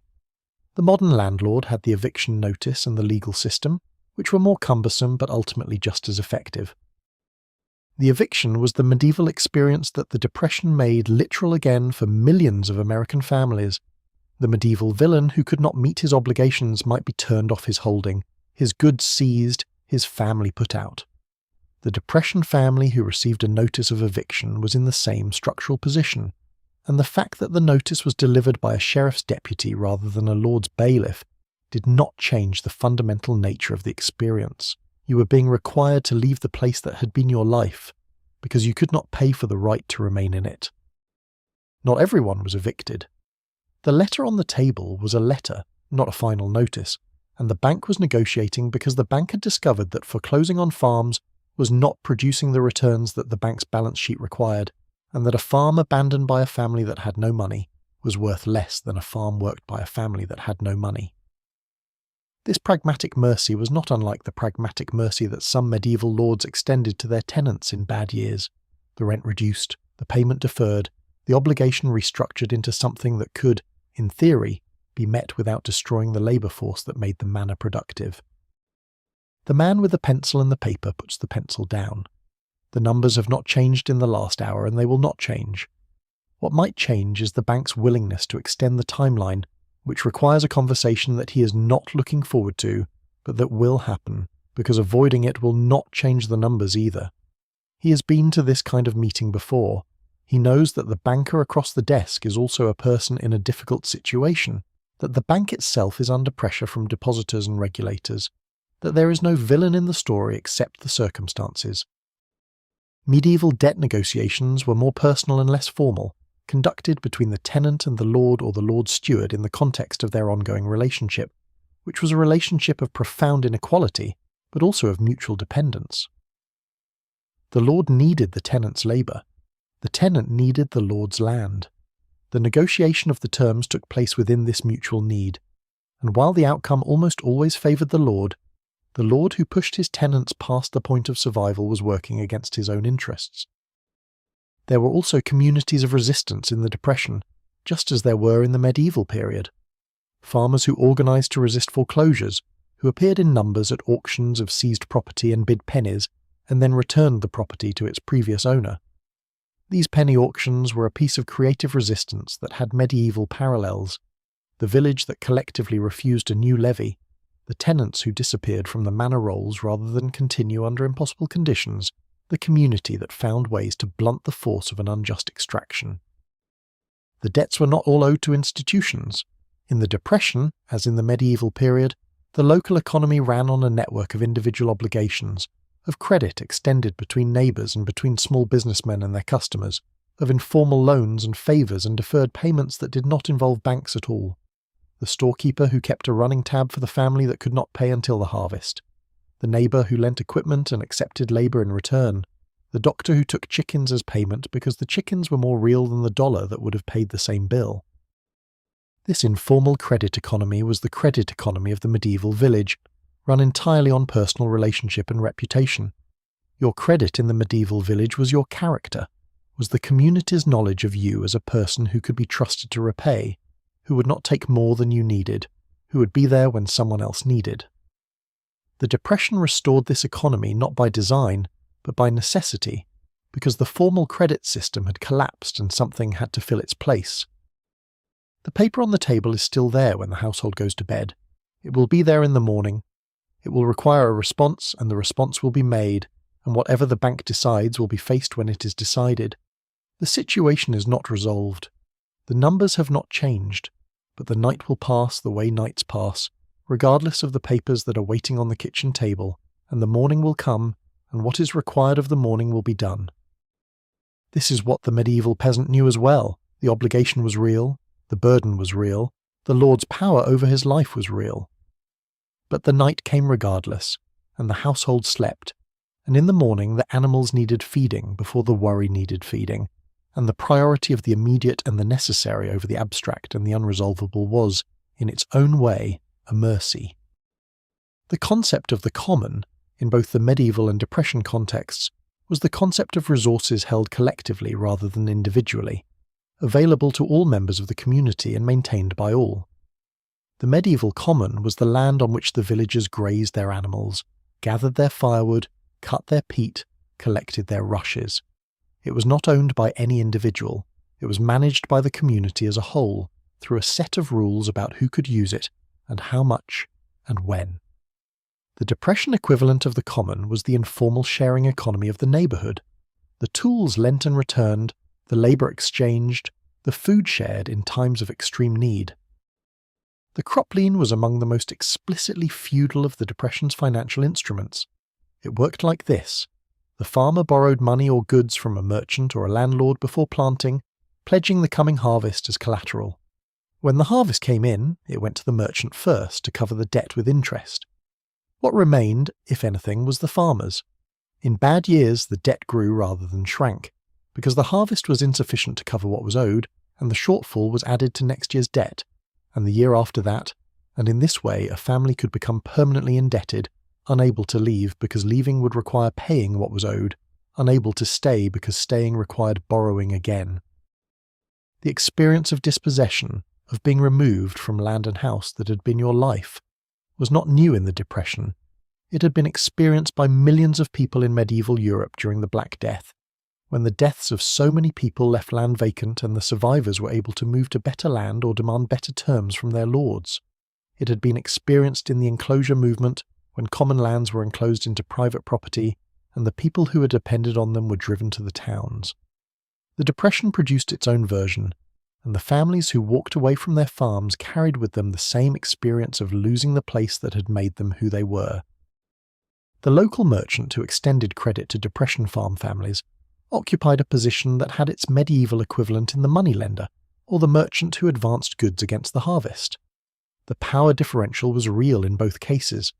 The man who lent the money could set the terms of the lending, and the man who borrowed had little leverage to negotiate better terms, because the alternative to accepting the offered terms was going without, and going without was not always possible. The interest rates on Depression-era credit were not regulated in ways that limited them effectively, just as medieval lending rates were not regulated in ways that consistently protected the borrower. There is a specific psychology of debt that both the medieval peasant and the Depression farmer knew. The way the debt sits in the mind in the space between waking and sleep, the way it appears at the back of every calculation, the way it colours the good days with the knowledge that the good days are temporary and the debt is not. This is not despair exactly. It is a specific variety of chronic concern that the person under debt carries the way a person with an injury carries the injury, not always in the foreground of awareness, but always present, always requiring accommodation. The Depression also produced its debt resistors, the farmers who organised to block foreclosure sales, the communities that put pressure on banks to renegotiate terms, the political movements that demanded debt relief as a matter of social policy. These resistances had medieval parallels. The peasant revolts that periodically convulsed medieval Europe, the rent strikes and the collective refusals of unjust exactions, the appeals to higher authorities when the local lord exceeded his legitimate power. The peasant's political tool and the depression farmer's political tool were different in their form, but the same in their logic: collective action against a power that individual action could not address. The sharecropper's situation was the most explicitly medieval of the depression economy situations, the situation that historians of medieval peasant life could read most readily across the centuries as continuous with their subject. The sharecropper farmed land he did not own. He owed a portion of his crop to the landowner in exchange for the use of the land and the provision of the equipment and the seed and the housing that the landowner provided. He had almost no leverage in the negotiation of these terms, because the landowner had land and the sharecropper had only labour, and the ratio of land to labour in the Depression South meant that labour was plentiful and land was the scarce resource. The crop that was harvested and divided between the sharecropper and the landowner was divided in ways that were governed by the agreement made at planting, but the agreement was not always honoured in the ways that the sharecropper understood it, because the accounting was done by the landowner and the sharecropper frequently could not read the accounts, and even if he could read them, could not always verify them against independent records that he had not been permitted to keep. The medieval peasant at the manorial court, presenting his dues and having the manor's records held against him, was in a structurally identical situation. Literate in the ways that mattered to his daily life, but unable to read the documents that governed his obligations. The road in Depression America and the road in medieval England were both places that ordinary people entered only when they had run out of better options. The road was exposure. It was the absence of walls, the absence of hearth, the absence of the network of people who knew your name. To be on the road was to be reduced to whatever you carried and whoever you could convince of your usefulness. The hobo who offered to chop wood for a meal was making the same fundamental exchange as the itinerant labourer in the 14th century, who offered his back for a day's harvest wages. The calculus of survival outside the settled world was the same calculus in both centuries. The garden in April is mostly promise. The soil has been turned and raked into a fine tilth, which means a soil that has been broken down into pieces small enough that seeds can find their way through it, and the smell of the turned earth is the smell that means spring is actually happening and not merely approaching. A dark and mineral and slightly sweet smell that is among the most ancient associations the human nose carries. You kneel at the edge of the garden and take a handful of the soil, and it is the right temperature, not cold, not warm, but the specific neutral temperature that seeds require before they will commit to germination. The kitchen garden was the centre of the peasant food economy in the Middle Ages, in a way that even the open field crops were not quite. The open fields produced grain, which was the backbone, but grain required processing, milling, baking, and was not available fresh in the way that garden vegetables were. The garden was immediate, was daily, was the source of the variety and freshness that grain alone could not provide. The medieval housewife's kitchen garden was as important to the household's diet as the field was to the household's survival, and she managed it with corresponding care. The Depression household that had a garden was better off, in measurable ways, than the household that did not. This was not a philosophical position. It was arithmetic. The garden cost almost nothing if you had saved seed from the previous year, which the careful household did.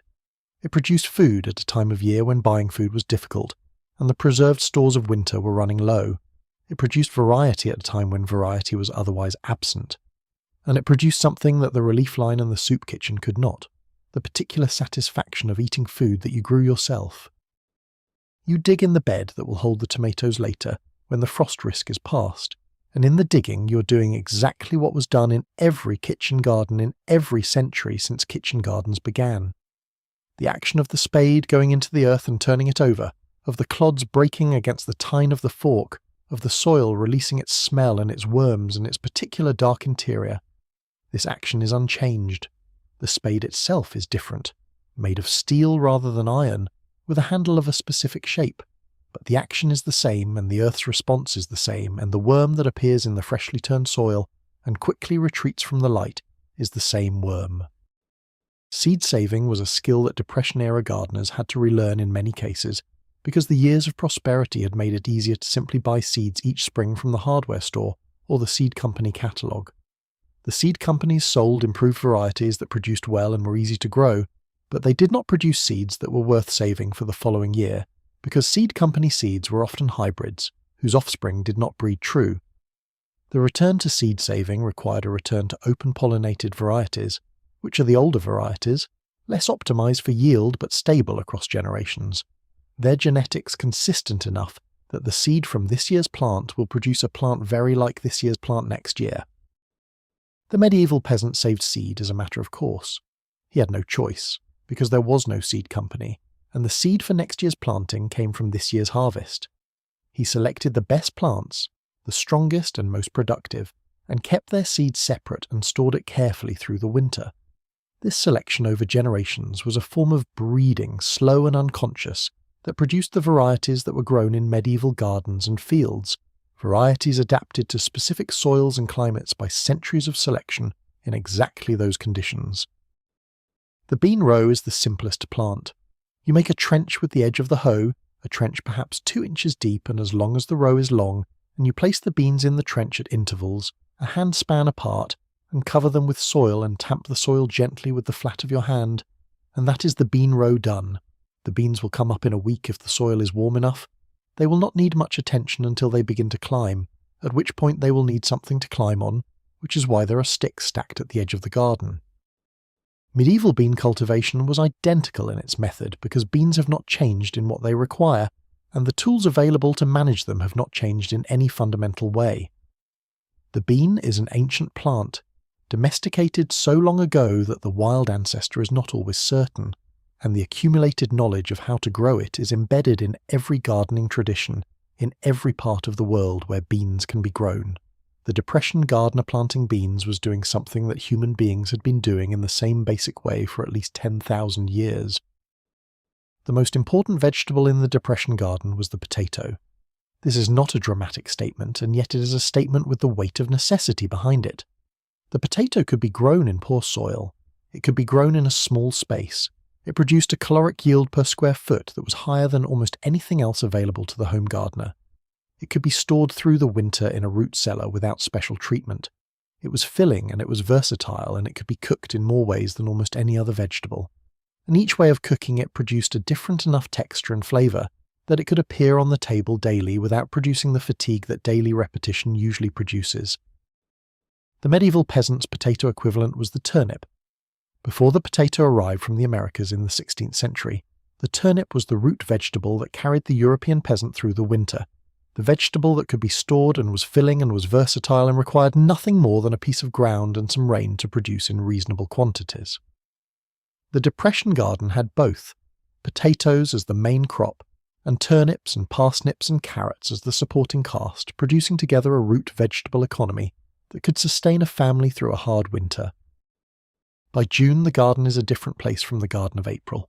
You stand at its edge in the early morning and the smell has changed, has become green and alive. The smell of growing things, which is a different smell from the smell of turned earth, is warmer and more complex, is the smell of photosynthesis and growth and the specific chemistry of leaves in their prime. The beans are climbing their poles. The tomato plants are staked and beginning to set fruit. The lettuce has been harvested twice already and has come back each time, patient and generous. Medieval gardeners observed the same transformation with the same pleasure, the same slight proprietary satisfaction in the progress of a thing that you began and that is now doing what you hoped it would do. The pleasure of a garden is a pleasure that does not depend on wealth or status or the particular century in which you happen to live. It depends only on having planted something and waited for it and found, in the waiting, that the thing has done what growing things do when conditions allow. The harvest of a kitchen garden is not a single event but a long season of incrementally obtained gifts, beginning with the early lettuce and radishes in May and ending with the last pumpkins and winter squashes in October. Between those endpoints there is a steady progression of vegetables available in their turn, the peas in early summer, the green beans in July, the tomatoes and cucumbers from midsummer through September, the peppers and eggplant and the late beans, and finally the storage crops, the potatoes and squashes and dried beans, that are dug or gathered and put away for the winter. The medieval garden calendar followed the same progression with the same vegetables, minus the American imports that had not yet arrived in the Middle Ages. The peas came in early summer, the beans came through July and August, The cabbages and turnips were harvested in the fall. The garden gave itself over in the same sequence because the seasons that governed it were the same seasons, and the plants followed those seasons with the obedience of things that have no choice but to do so. Preservation begins as soon as the harvest begins to exceed what can be eaten fresh. The excess tomatoes go into jars. The excess beans are canned or dried. The excess herbs are dried and stored in labelled cloth bags. The cucumbers become pickles, which is the medieval method of cucumber preservation, and remains the Depression-era method because pickles keep and cucumbers do not, and what the garden gives in abundance must be captured and held against the times when the garden gives nothing. The Depression housewife canning tomatoes in August was performing a task that bore a direct relationship to the medieval housewife, salting or drying vegetables in the same season. The technologies were different. The canning jar and the water bath were 19th century inventions that the medieval kitchen did not possess. But the logic was the same, the imperative to capture the summer's abundance and hold it in a form that would survive until spring. The medieval pantry and the Depression-era pantry, stocked in their respective ways with preserved food for the winter, were performing the same function. By October the garden is ending. The frost has taken the tender things, the tomatoes and peppers and basil overnight, turning them to a blackened softness that smells of the vegetable version of death and completion. What remains are the cold-tolerant things, the cabbages and kale and parsnips that actually improve with frost, that convert their starches to sugars in response to the cold and become sweeter and more flavourful for the experience.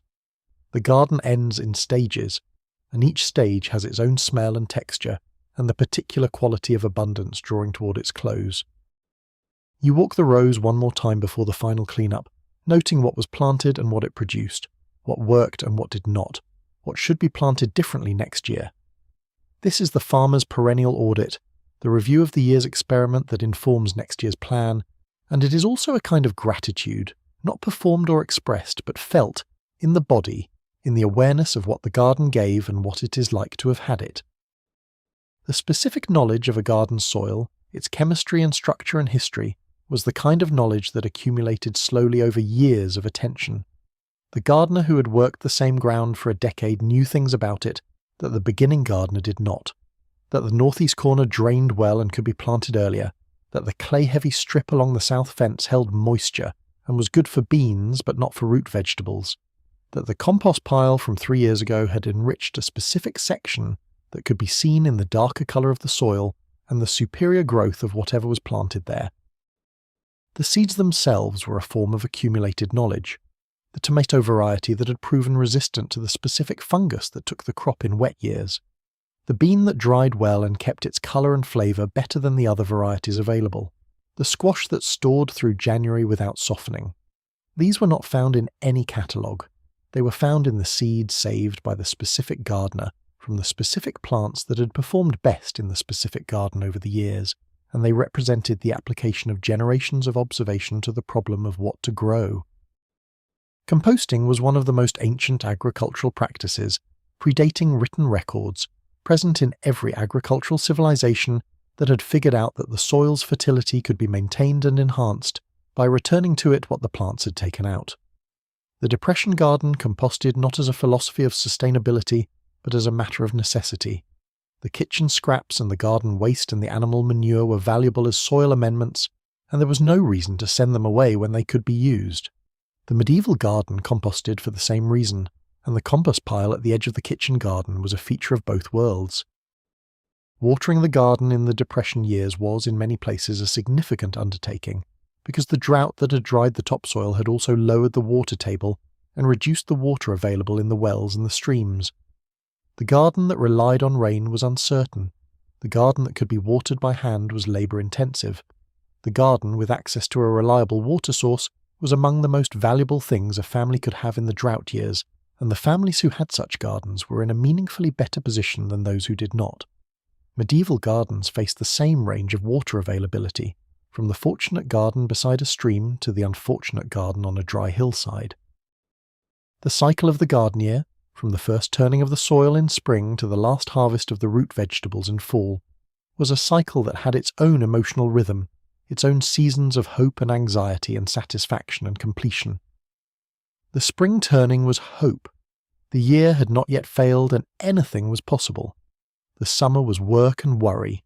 Was the rain enough? Were the pests manageable? Was everything growing at the rate it needed to grow?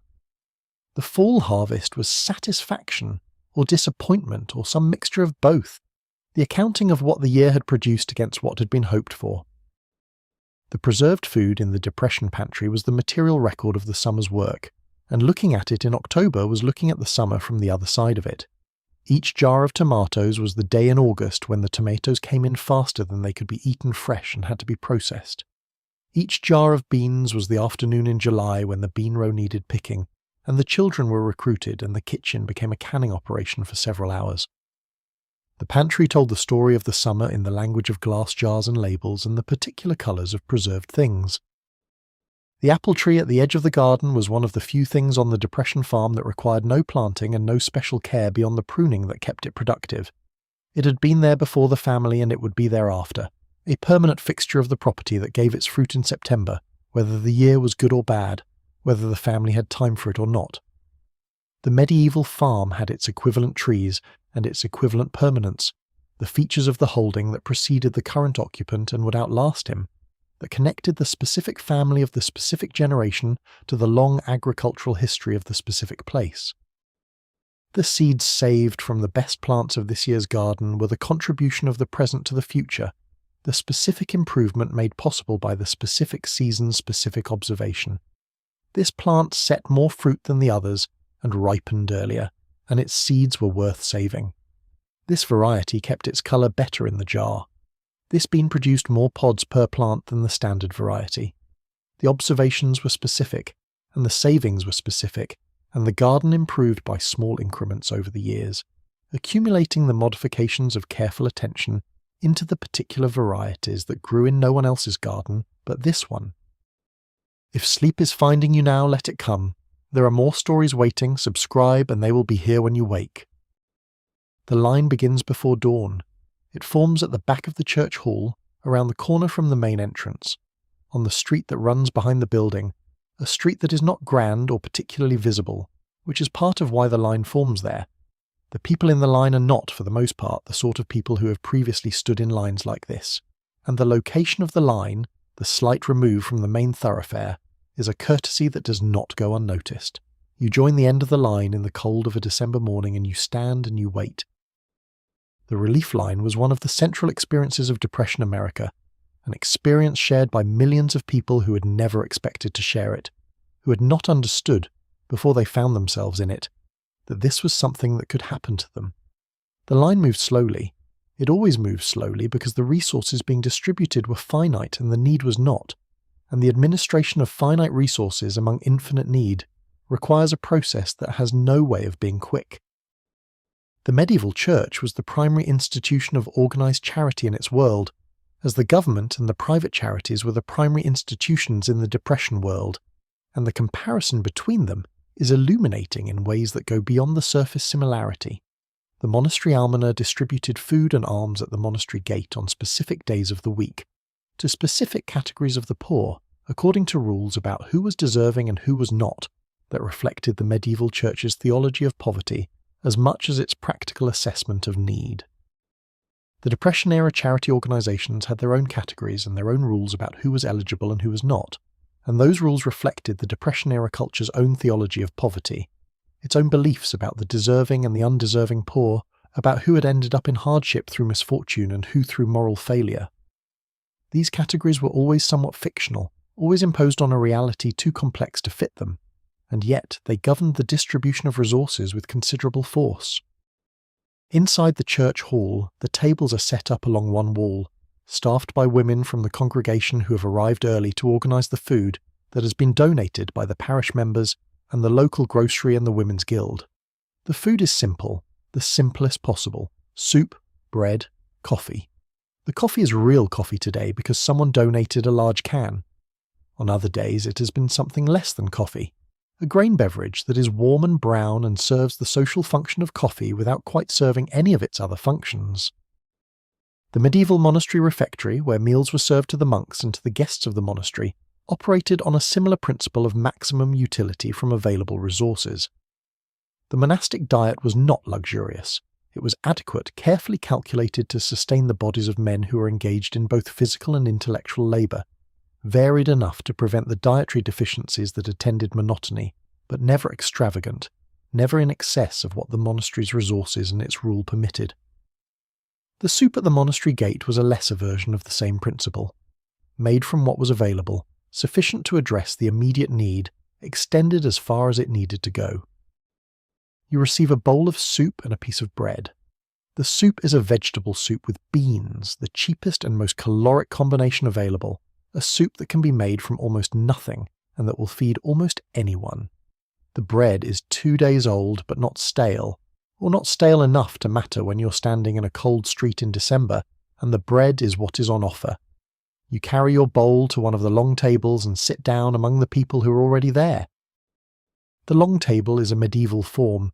The great hall of a medieval castle or manor had its long tables where the household ate together, ranked from the high table at the head where the lord sat to the lower tables, where the servants and retainers and guests of lower status ate.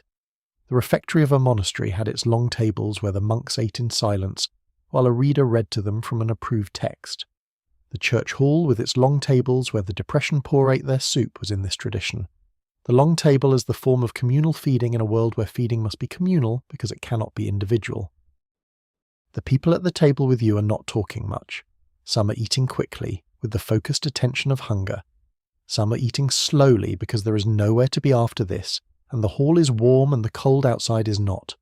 Some are looking at their food without eating, which is the look of people who are managing something internal that the food is not quite addressing. There are men who are clearly farm workers, hands and faces of the outdoor type. There are men who are clearly city workers, less weathered, more uncertain looking in this context. Medieval almsgiving drew a similar mixture of recipients, though medieval poverty had its own categories and its own demography. The poor at the monastery gate were not all simply poor.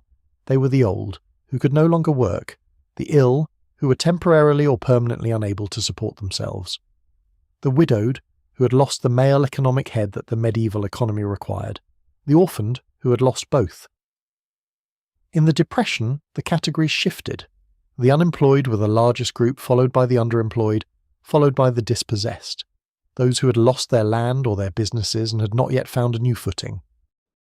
The woman who oversees the distribution at the serving table is a member of the parish who has been doing this since the second year of the Depression, who started because she felt she should and has continued, because the need has not diminished, and the people who depend on the operation know her face, and she knows theirs. She knows which families have children, and ensures they receive larger portions when it is possible to do so without making the distinction obvious. She knows which men are proud and manages the transaction with a speed and a matter-of-factness that minimises the aspect of charity.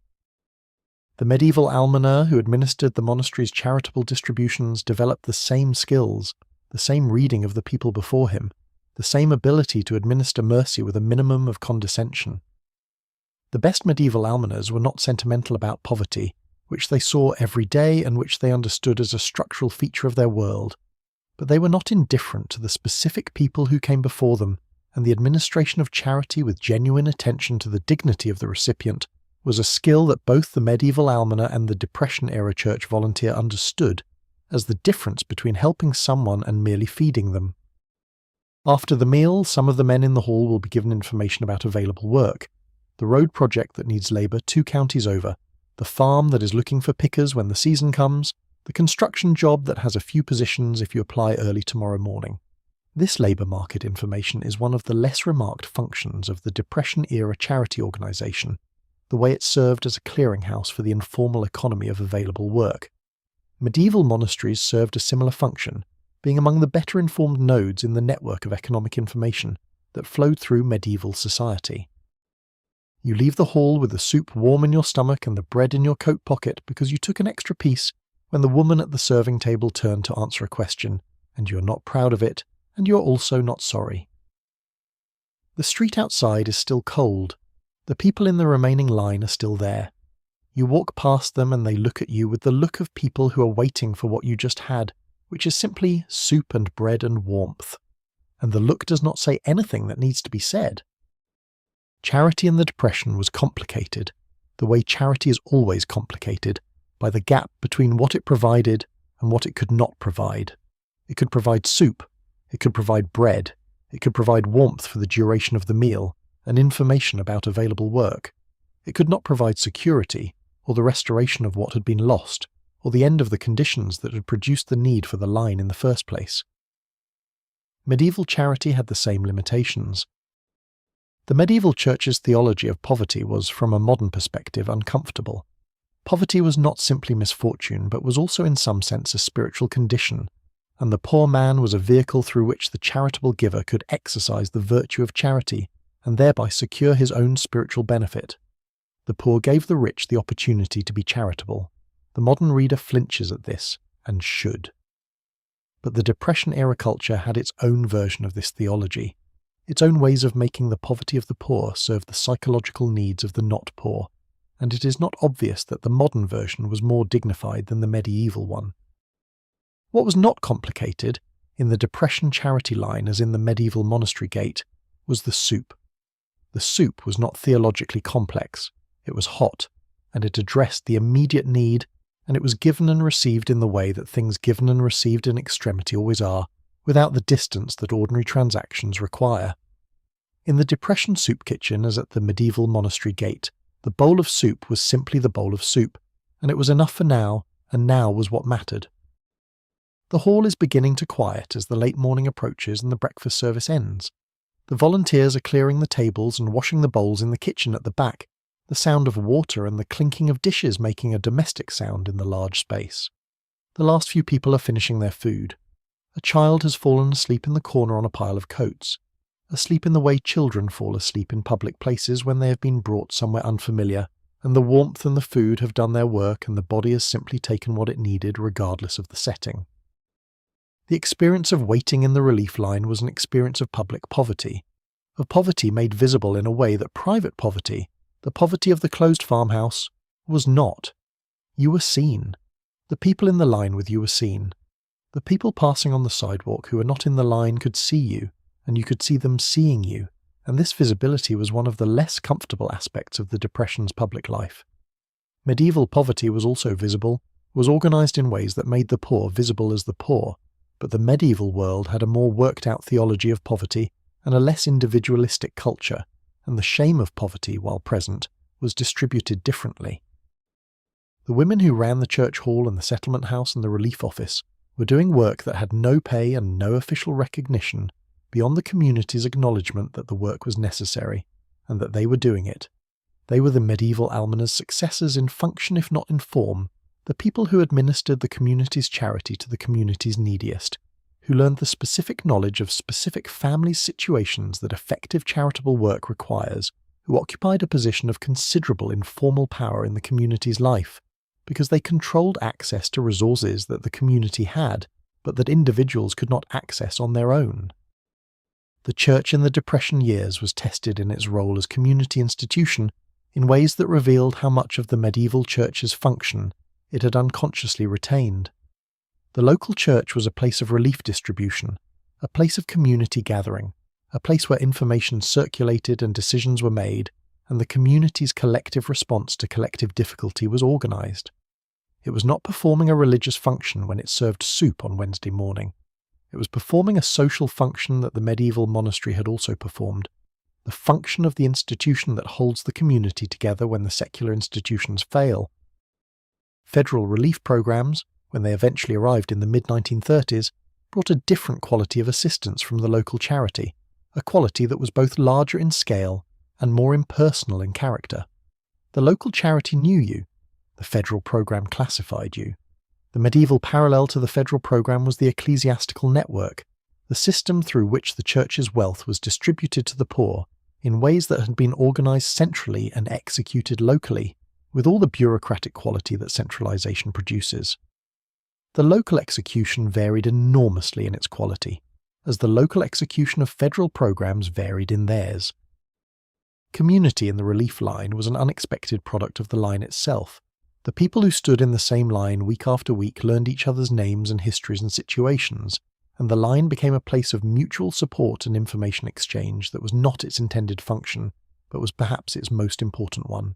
The people in the line told each other about available work and available housing and available resources.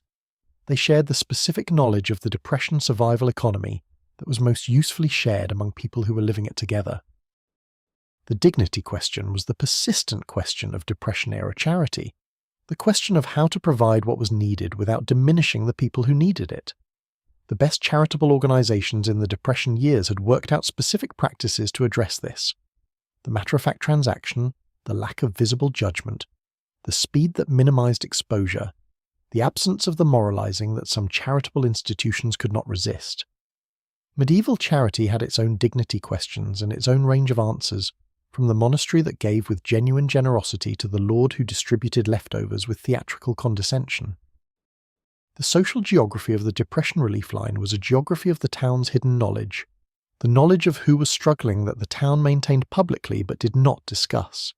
The people in the line were known to each other and to the town, and the town's knowledge of who was in the line was the town's knowledge of the Depression's specific local impact, laid out in the visible queue of the people who needed what the hall provided. Medieval poverty was also visible in specific ways, structured by the Church's organization of the poor into categories, and the Church's distribution of charity in public settings that made both the givers and the receivers visible. The women who managed the Depression relief operations were practicing a form of social work that had no official name, drawing on resources that had no official budget, serving populations that had no official constituency, except the community's informal recognition that they needed to be served. The medieval almoner performed the same unofficial official function, the institutionally sanctioned but personally driven management of the community's charitable resources on behalf of the community's most vulnerable members. The sewing basket sits on the table beside the lamp, full of the accumulated necessities of a household that cannot afford to let anything wear out before it absolutely has to. Thread in several colours, none of them quite matching any of the garments that need mending, because thread is bought in the colours available rather than the colours needed. Needles of several sizes, some with eyes so narrow you have to hold them at exactly the right angle to the lamplight to get the thread through. A thimble, scissors that are good scissors, have always been good scissors, were a wedding gift from someone who understood that good scissors are one of the most useful things a household can own. The culture of repair that the Depression required of its households was not a new culture. It was a very old one, interrupted briefly by the prosperity of the early 20th century and now resumed. Before the age of cheap manufactured goods, the mending of clothing was a continuous and serious undertaking in every household that had clothing, which was every household. A shirt that wore through at the elbow was not discarded. It was mended. When it wore through again, it was mended again. When the mending wore through, the least damaged portions of the fabric were cut out and incorporated into a new garment, or a patch, or a cleaning rag. Medieval clothing was expensive in the medieval economy. A good woolen garment might cost a peasant a significant portion of his annual income, more than a modern person would spend on a car. This expense made the garment precious in a way that mass production has made clothing not precious, and the precious thing was maintained with the attention that precious things receive. Worn garments were turned inside out to present a fresh face, because the inner surface had been protected from sun and abrasion while the outer surface was worn. Collars and cuffs, which wore first, were detachable, and could be replaced independently of the rest of the garment. Patches were applied so skillfully that in the better class of household they were invisible. You watch the woman mending at the table. She has a sock, a child's sock, that has worn through at the heel to a hole large enough to put 2 fingers through.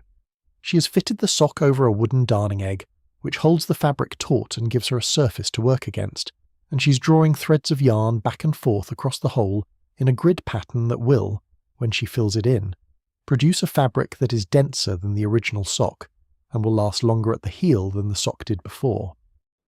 The darning technique is one of the oldest textile repair methods in continuous use. The darning egg itself is an ancient tool, unchanged in form or function for as long as darning has been practiced. The motion of the needle drawing the thread back and forth across the hole, the building up of the fabric thread by thread from nothing, the creation of new cloth in the space where the old cloth failed, this is repair at its most elemental and also most skilled. It requires patience and a kind of spatial awareness that not everyone possesses, the ability to see in the back and forth strokes the fabric that they will become. The Depression housewife darning socks was practicing a skill that every medieval housewife had practiced, that every pre-industrial housewife in every culture had practiced, That was simply the universal response of the careful household to the inevitable wearing out of fabric. The Great Depression did not invent darning. It revived it in households that had abandoned it, made it necessary again in kitchens where it had been replaced by the more expedient solution of throwing away the worn sock and buying a new one. Shoes were the most difficult thing to keep in adequate repair, because shoes required materials and tools that most households did not have in the house. The cobbler was the traditional answer to this, the craftsman who made and repaired shoes and who occupied a specific and respected position in the medieval craft economy. Depression-era towns still had their cobblers, and those cobblers were busy, busier than they had been in years, because the shoes that people brought in for resoling were the shoes they intended to keep wearing, as long as a soul could be attached to them. Some men resoled their own shoes. This was not the preferred solution, but it was the available one when the cobbler's price was more than the budget allowed. The materials for resoling could be bought: a piece of leather, some cobbler's nails, a lust if you were serious about it, which most household repairers were not quite serious enough to be. The resulting sole was not as good as the cobbler's sole. It was thicker in places and thinner in others, and it squeaked in a particular way when you walked on a hard floor. But it was on the shoe, and the shoe was on the foot, and the foot was, for another few months, adequately shod. Medieval craftsmen who could not afford professional repair of their tools and implements used the same improvisational approach, mending with the materials at hand in the way that available materials allowed, rather than the way the repair ideally required. The peasant who fixed a broken tool handle with a piece of wood that was not quite the right wood was doing the same thing as the depression man resoling his shoe with leather that was not quite the right weight. You used what you had. You made it serve. You reserved the ideal for the times when the ideal was possible, and in the meantime you worked with the available. The quilt on the bed in the back bedroom is a document of the household's textile history. Each patch is a piece of something that was once something else. A blue patch from a dress that wore out at the collar, a brown patch from the shirt that a son wore through, a faded floral patch from curtains that had been in the previous house, a darker patch from a coat that had been too far gone to repair but not too far gone to provide material. The quilt tells the story of the household in fabric the way a document tells a story in words. Medieval quilts, or their equivalents, were made in the same spirit. The coverlet sewn from available fabric scraps was a practical object that also happened to be an archive, a record of what the household had owned and worn and used over the years. The woman who pieced it had no intention of creating an archive. She was making a warm covering from available material. The archival quality appeared on its own, as a byproduct of the practice, in the way that useful things kept and reused tend to accumulate meaning alongside their utility. The furniture in the Depression household was repaired, reupholstered, refinished, and in some cases fundamentally reconstructed rather than replaced. A chair with a broken leg was fixed, not discarded. A table with a damaged surface was sanded and refinished, or covered with an oilcloth that served the same function while concealing the damage. The principle of continuation, the principle that a thing's value persisted beyond its first condition of perfection, was understood in the Depression household as it had been understood in every household that could not afford the alternative. The medieval craftsman's relationship to his tools was deeply personal in this sense. The plane that had been the father's, repaired and resharpened through 20 years, that had been the father's before that had the handle replaced twice and the blade replaced once but remained in some sense the same plane. This was not sentiment. It was the recognition that quality and familiarity were not easily replaceable, that a tool you knew was worth more than a new tool you did not know yet. Wood was repaired with wood putty made from sawdust and glue. Metal was straightened and rewelded when rewelding was possible, and lived with bent when it was not. Rope was spliced and knotted and spliced again. Everything that could be made to continue was made to continue, because making things continue was cheaper than replacing them, and cheaper was the criterion that governed almost everything. There is a particular satisfaction in the mending, in the completion of the repair, that is different from the satisfaction of the new thing. The new thing is straightforwardly pleasant. The repaired thing carries the additional weight of what it survived, what was wrong with it and what was done about it, the gap closed between the broken state and the working state, by specific effort, applied in a specific way. The repaired sock fits the foot, the same as before the hole appeared, but you know the hole was there and you know it is not there now, and the knowing is its own small pleasure. The medieval craftsman taking back the repaired tool from the blacksmith's shop had the same relationship to it as the Depression housewife taking the mended garment off the darning egg. The thing was whole again. The specific action of repair had been applied to the specific damage and the damage was resolved. The thing could continue. This was not a small thing. This was the mechanism by which the household kept itself together, by which the household's material world was maintained in the face of the entropy that is always working against it. By the time the mending basket is set aside for the night, it is late. The lamp has been burning for several hours and the oil is lower than it was, and when the mending is done, the lamp is turned down to save what remains. The room dims. The house is quiet. On the table, the mended sock sits on top of the darning egg. Finished, ready to be worn tomorrow. The heel has slightly different texture from the rest of the sock, but functional, whole, adequate to the work of mourning. The culture of repair extended beyond the household into the community, into the informal economy of skill sharing that the Depression had activated. The man who could repair engines worked on his neighbour's engines in exchange for labour or food or future reciprocal assistance. The woman who could cut her neighbour's hair in the same economy. The man who could doctor animals was called to doctor animals across the neighbourhood, not for cash but for whatever the exchange required. This was the medieval craft economy adapted to the Depression context. Skills traded in a non-monetary exchange, each person offering what they had and accepting what they needed. Tools were shared in the Depression household and between Depression households in ways that reduced the number of tools any one household needed to own. The shared threshing equipment, the shared implements for the heavier farm tasks, the borrowed tool that came back with a neighbour who had used it and was lent to the next neighbour who needed it. This circulation of tools was the material infrastructure of the community. Medieval communities shared their tools in the same way, kept communal implements in the common barn, organised the collective tasks of the agricultural year around the shared use of shared equipment. The particular skill of the Depression household in extending the life of clothing produced a material culture that was visibly stratified by age and repair. The best clothing was kept for the specific occasions that required it: the church service, the official meeting, the visit to town. The everyday clothing was the clothing that had once been the best and had been replaced in the best clothing role by newer or less damaged garments. The working clothing was the clothing that had been every day and was now too worn for every day but still too serviceable to discard. Each garment moved through these categories over its lifetime like a series of social demotions. The blacksmith in the Depression-era small town was among the most valuable tradespeople, because the blacksmith could repair what no other tradesperson could: the metal things, the broken tools and the bent implements, and the cracked parts of machinery that the farm required to function. The blacksmith was an ancient trade in a modernising world, had been marginalised by the industrial production of metal goods, and was suddenly relevant again because the industrial goods had broken, and the replacements were too expensive and the blacksmith could fix the broken originals.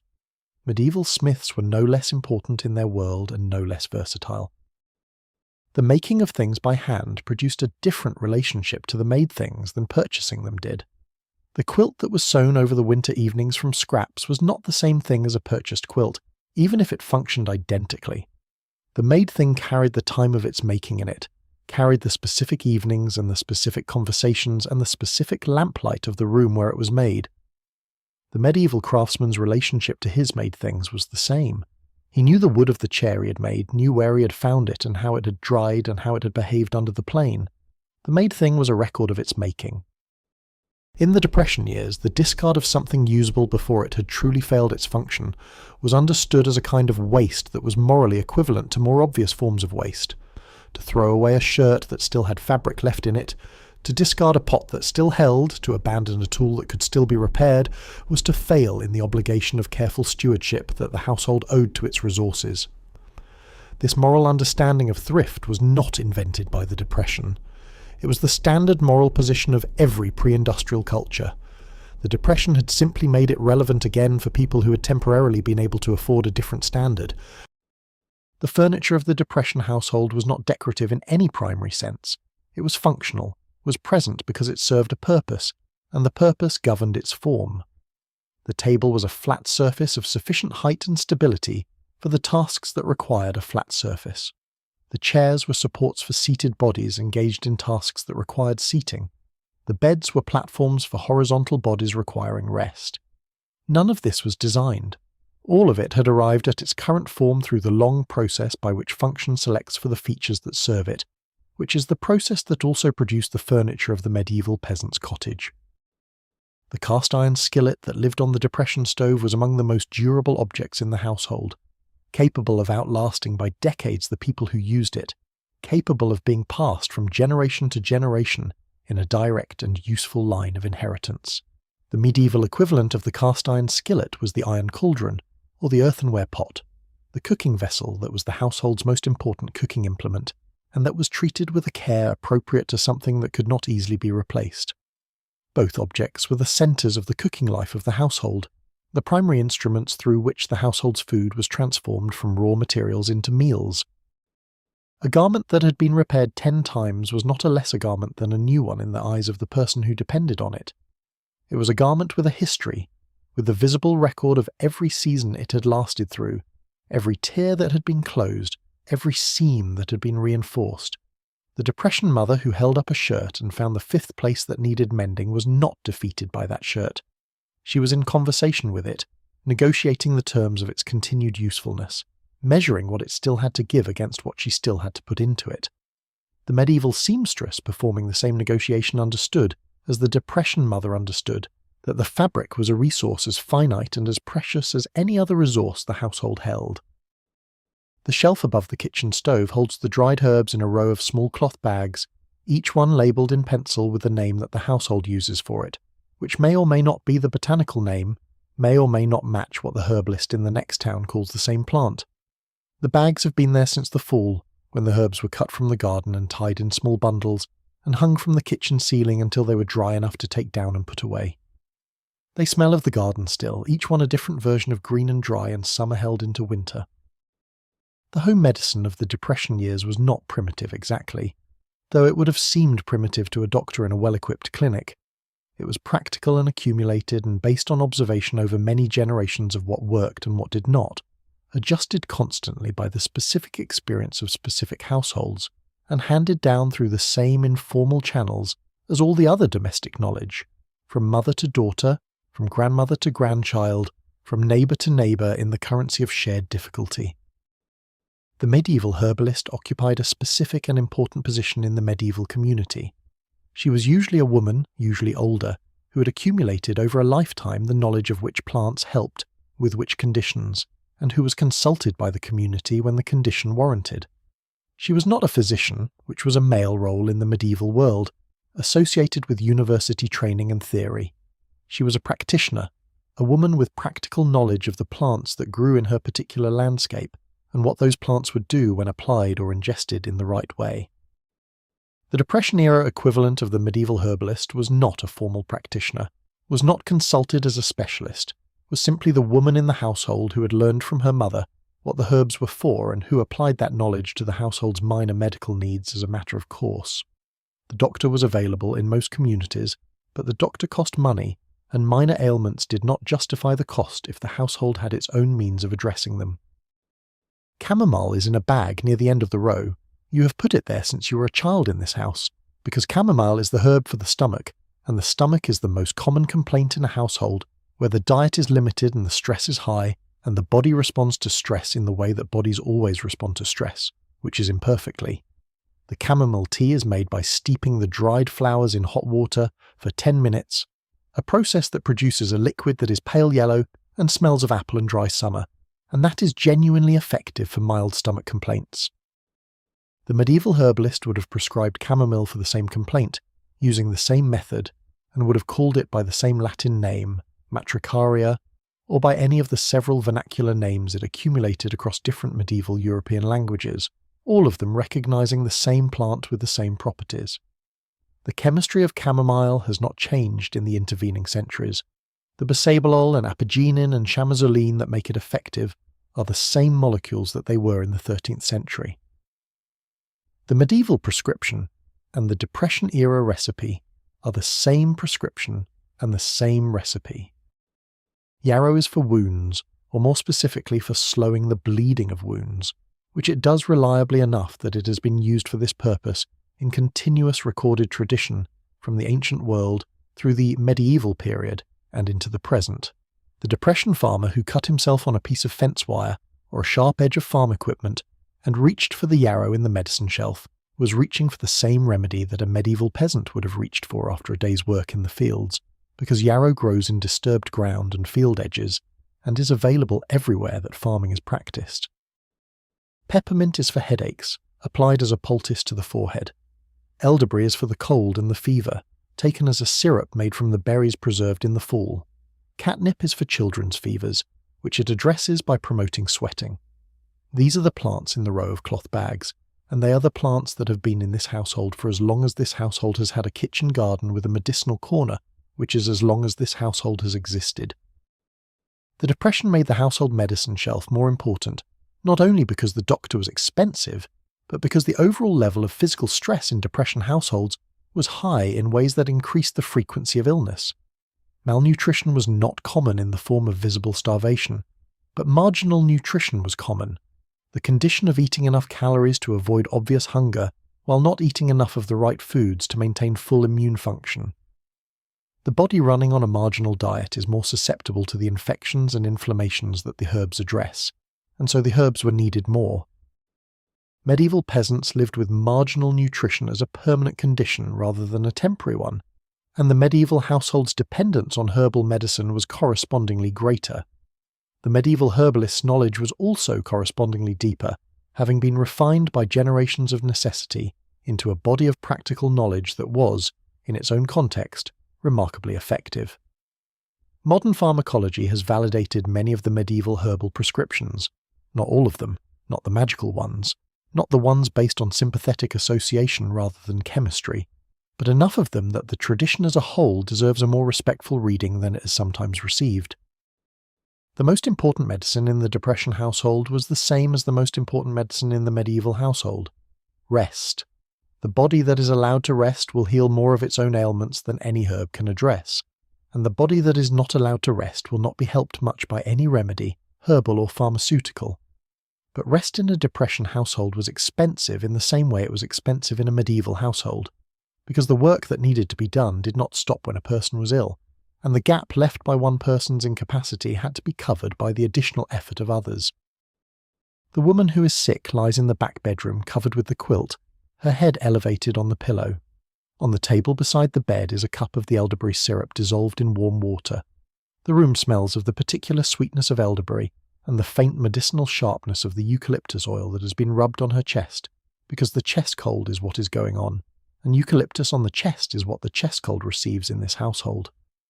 The smell is the smell of illness being attended to, which is different from and better than the smell of illness not being attended to.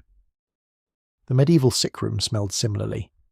The herbs that were used medicinally were often also used for their smell, because the medieval understanding of disease attributed illness in part to bad air, and fragrant herbs were thought to purify the air. The lavender on the pillow and the rosemary burning slowly in the corner had medical intentions that were based on a theory that was not precisely correct, but they produced an environment that was pleasant and calm, and the calm and pleasant environment is itself a form of medicine, is itself conducive to the rest that does the healing. The children are kept away from the sick room, not because the household believes firmly in germ theory, which most Depression-era farmhouses held loosely and applied inconsistently, but because children in a sick room make noise, and noise is the enemy of rest, and rest is the medicine. They are kept to the kitchen and the yard with the slightly exaggerated quietness that children adopt when they have been told that someone is ill, a quietness that is not entirely convincing but is better than the alternative. The medical knowledge of the Depression household was not all inherited and herbal.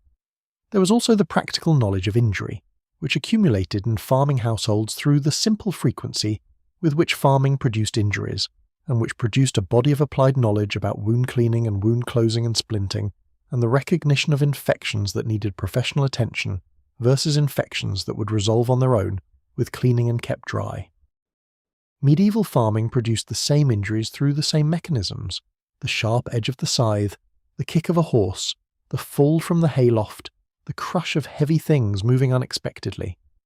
Medieval peasants dealt with these injuries with the same practical knowledge, the same ability to distinguish between the wound that would heal and the wound that would not, between the fever that was normal and the fever that was not. The knowledge was not theoretical. It was accumulated and specific, tested against the actual outcomes of actual injuries over many generations. The shelf of herbs above the stove will be refilled in summer when the garden provides the materials. The chamomile will be cut before it goes past its prime. The yarrow will be gathered from the field edge where it grows without any encouragement. The elderberries will be picked in late summer when they are ripe and dark and smell of the particular sweetness that elderberries smell of. The household will make its medicine for another year from the same plants in the same ways, because the plants keep growing and the knowledge keeps being passed and the ailments keep coming, and the cure, such as it is always already there. The herbal tradition of the Depression household was not uniform. Some households had rich inherited traditions passed from grandmother to mother to daughter in unbroken lines. Some households had fragments of traditions, practices remembered incompletely, plants known by name but not by full application. Some households had very little, having been urban for a generation, and disconnected from the rural knowledge base from which herbal medicine grew. The Depression years saw a revival of interest in the herbal tradition among households that had lost it, because the tradition's alternatives, the drugstore and the doctor, had become too expensive. The relationship between the herbal tradition and the professional medical tradition has always been complicated, in the Depression years as in the medieval period. Professional medicine looked at folk medicine with a condescension that was sometimes justified and sometimes not. Medieval physicians trained in the university tradition dismissed the practices of the local healer with the same mixture of correct skepticism about specific practices and incorrect dismissal of the tradition as a whole. The Depression-era physician who dismissed the household's use of chamomile for stomach ailments was making the same error. Pain management was one of the areas where the Depression household was most dependent on the herbal tradition, because the medical treatments for pain, the opiates and the barbiturates, were controlled and expensive and not available to the household without a prescription and a payment. The willow bark tea that addressed mild pain was not as effective as aspirin, which itself was derived from willow bark compounds, but it was effective enough for the ordinary pain of hard physical work, and it was free. Medieval pain management relied on the same plant and the same preparations for the same reasons. The knowledge of which illnesses could be managed at home, and which required professional attention, was among the most important medical knowledge in the Depression household, and it was knowledge that had to be acquired through experience because there was no other way to acquire it. The illness that looked serious but resolved itself with rest and fluids was different from the illness that looked ordinary, but was the beginning of something that would kill you without intervention, and the Depression household had to make this distinction without the diagnostic tools that would have made it easier. Medieval households made the same distinction by the same means, and were not systematically worse at it than the evidence suggests. Sleep was recognized as medicinal in the Depression household in the same way it was recognized as medicinal in the medieval world, as the condition in which the body did its healing work most effectively, the condition that could not be replaced by any other intervention because it performed functions that no intervention could duplicate. The instruction to rest, to stay in bed, to sleep as much as possible, was the oldest and most reliable medical instruction available, requiring nothing in the way of materials or money, demanding only the allocation of time that the sick person would, if they were not sick, have spent on other things. The herb garden and the kitchen garden were continuous in the Depression household, the herbs growing among the vegetables in a way that was both practical and traditional. The borders between food and medicine in the pre-modern kitchen were not sharp. Garlic was both a flavouring and a treatment for infection. Ginger was both a spice and a remedy for nausea. The mint that went in the tea was the same mint that went on the meat. The household that grew its herbs and its vegetables together was practicing a holistic approach to domestic provision that the modern distinction between food and medicine has obscured. The woman who knew the herbs was also the woman who knew the births and the deaths of the community, because the herbs were present at both ends of life in ways that made the herbalist the attendant at the transitions, the midwife who used raspberry leaf and blue cohosh, the layer-out who used lavender and rosemary, the nurse who used yarrow and plantain. These were specific knowledge applied to specific moments, the knowledge that made the herbalist not simply a cook of teas, but the person who stood at the significant thresholds of the community's life, with the appropriate preparations in hand. The documentation of herbal knowledge in the Depression household, where documentation existed at all, was informal, a recipe written in the margin of a cookbook, a note on the back of an envelope, a few lines in a household journal that was mostly accounts but had room for other things. Medieval herbal knowledge was documented in herbals, books of plant descriptions and medicinal uses compiled by monks and physicians and healers, some of which circulated widely, and some of which existed in single copies in specific libraries. The household herbal tradition was older than the written tradition, and more widely distributed, was the knowledge that the written tradition attempted to systematize and frequently misrepresented. The night comes early in winter and stays late. This is simply astronomy, the tilt of the Earth in its long circuit, the same mechanism that has produced early winter darkness in these latitudes since before there were people here to notice it. And the Depression household's relationship to it is the medieval household's relationship to it. You work with the available light, and when the available light is gone, you find other sources or you stop working. In December, the workable day is short. The evening is long, the night is very long. Oil for the lamp is not free. It is among the small but real expenses of the household that must be managed, that must be included in the calculation of what can be afforded and what cannot. The lamp is lit when the natural light fails, and it is turned down when its light is not needed for any specific task, and it is turned off when the household goes to bed. The medieval household burned tallow candles or rushlights, which were even cheaper and less bright, and the same calculation applied with even more force. Light after dark cost something, and the cost was real. What happens after dark in the Depression farmhouse is much what happened after dark in the medieval peasant's cottage, with the addition of the radio in households that had one, and the newspaper in households that received one, and books in households that had them. The basic pattern is the same. The household gathers in the room with the best light and the best warmth, which is the same room, the kitchen, and they occupy themselves with the work and the amusement that the remaining hours allow. The medieval night was darker than the Depression night in ways that went beyond the mere absence of electric light. The medieval night outside the house was genuinely lightless except for the moon, which provided adequate light on clear nights and nothing on cloudy ones. The medieval town had no street lighting. The medieval road was invisible after dark except on the clearest nights. The world outside the house, after the fire was banked and the candle was out, was as dark as the world gets, which is darker than most modern people have experienced. You sit by the stove in the evening after supper, in the hour that belongs to the household before bed. The children have been put to bed, or are in the process of being put to bed, which is a longer process than putting children to bed sounds.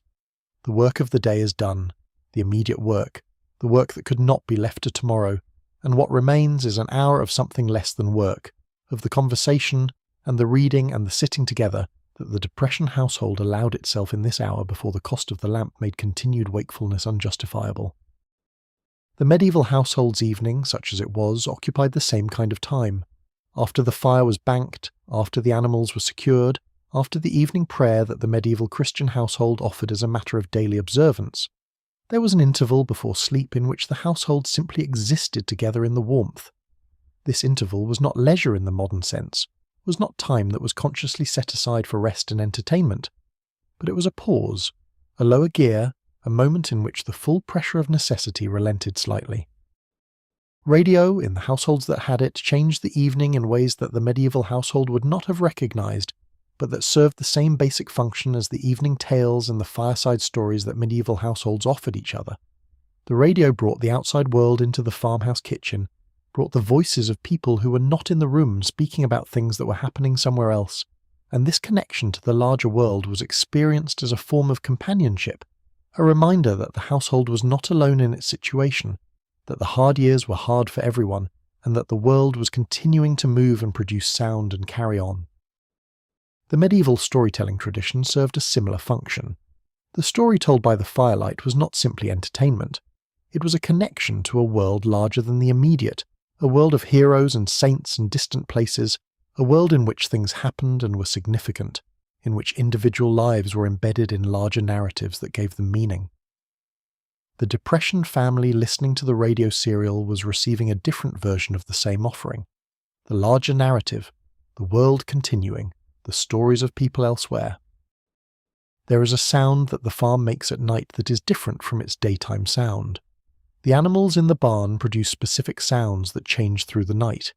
the horse shifting weight and the sound of its hooves on the board floor, the cattle lying down and getting up and lying down again in the slow restlessness of large animals at rest, the chickens making the minimal sounds of their roosting, the pig in the stye making a sound that is almost like snoring.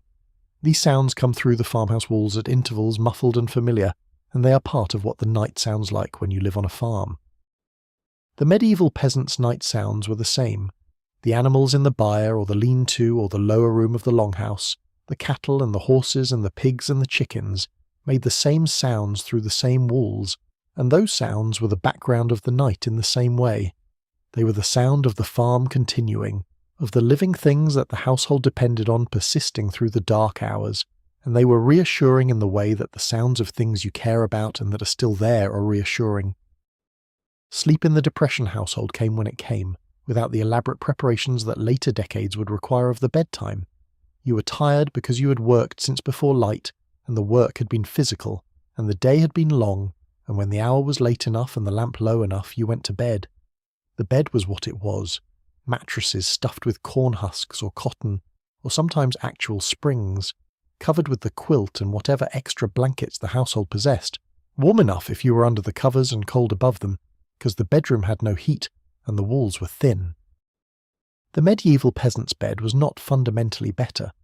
The mattress was a sack stuffed with straw, replaced when the straw became too compressed and musty, which was not as often as it should have been because new straw for a new mattress ticking was a project that required time and material, and the peasant's bed was rarely his first priority.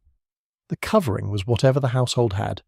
A rough woolen blanket, perhaps, a covering of the same heavy cloth as the outer garments, or a sheepskin, or a pile of these things sufficient to defeat the cold of a winter night. The Depression household often slept together, not because the households were large, but because the heat in the bedrooms was inadequate, and body heat was the most available supplement. Parents and young children shared beds. Older children shared beds. Visitors, when they were visitors, slept on the kitchen floor or in the barn or in the bed of whoever was temporarily made to share more than they would prefer. This compression of sleeping arrangements was not different in kind from the medieval sleeping arrangement, in which the entire household, including any live-in servants, and sometimes including the animals, shared a limited heated space. The night is its own country, with its own rules and its own hours and its own light, which is the light of the moon and the stars on clear nights, and the light of nothing at all on the nights when the clouds are thick. The Depression household knew this country the way the medieval household knew it, from necessity, from the need to be in it regularly, from the knowledge of its sounds and its pressures and its particular quality of silence. At some point in the night the wind picks up. It comes from the northwest, from the direction of the weather, and it finds the thin places in the house's construction, the gap at the base of the window, the space around the chimney pipe, and it makes sounds there. Not alarming sounds, familiar sounds, the sounds of winter doing what winter does and the house doing what it can to resist. The stove has burned down to coals. The room is cooler than it was an hour ago, but still warm enough. The house breathes with its inhabitants. The medieval peasant's cottage breathed the same way at the same hour. The wind found the same thin places, the gap under the door, the loose thatch at the ridge, the crack in the wattle and daub that had been there since the fall, and had not been repaired yet. The fire in the hearth had burned to coals. The family slept in their pile of covering. The animals breathed their slow animal breath in the lower room. The night was full and dark and cold outside, and inside, inadequate to every standard of comfort, was enough. Morning, when it comes, will come the way morning always comes, gradually and then quickly. The sky will lighten in the east by degrees too small to track, and then the grey will become distinct, and the outlines of things will appear, the tree line against the sky, the fence posts in the field, and the farm will reassemble itself from the darkness the way things reassemble when the light gives them back their edges. The household will wake when the light tells it to. The fire will be rebuilt. The day will begin again from where the night ended it. This rhythm, this cycling through the dark and back into the light, was the fundamental rhythm of the Depression household, as it was the fundamental rhythm of the medieval household, as it is the fundamental rhythm of every human household in every era that has not entirely escaped the cycle of day and night. The Depression family lay down in their beds, and the world turned under them, and the night passed over them, and they woke on the other side of it, into the morning, into the work, into the beginning again. The particular darkness of the Depression night in rural areas was a darkness that the previous prosperity had been beginning to eliminate. The rural electrification program that would eventually bring electricity to the American countryside was in its early stages in the mid-1930s, and in the meantime the farmhouses that had not yet been connected to the grid lived in the pre-electric dark that their grandparents had known. The lamp on the table cast its circle of light, and everything beyond the circle was dark in the way that things are dark when there is no ambient light to soften the dark. The sounds of a Depression household at night were the sounds of the household managing its own life without assistance. There were no appliances running, there was no HVAC system cycling on and off, there was the stove cooling, the wood contracting as it cooled, the particular ticking sound of cast iron releasing the heat it had absorbed through the day of cooking. There was the sound of the family breathing, the specific respiratory sounds of each person, recognizable by the household's members in the way that the voices of the people you live with are recognizable. Sleep in the Depression years was, for many people, complicated by the same anxiety that complicated everything else. The awareness of the problems that the morning would resume. The farmer who had been unable to stop thinking about the mortgage note found sleep elusive in the way that people find sleep elusive when the worry is real and the resolution is uncertain. Medieval worry had the same effect on medieval sleep, and the medieval world had its own remedies for sleeplessness, the herbs and the prayers and the physical exhaustion that was the most reliable remedy of all. The bedroom in the Depression farmhouse was the coldest room in the house in winter, because the heat that the kitchen stove produced was not efficiently distributed to the rooms that were not the kitchen. The cold bedroom was a feature of every house before the era of central heating, was the standard condition of the sleeping space for most of human history. You got into bed, and the cold was there with you, and you covered yourself, and your body heat accumulated under the covering, and eventually the cold retreated and the warmth arrived and you slept.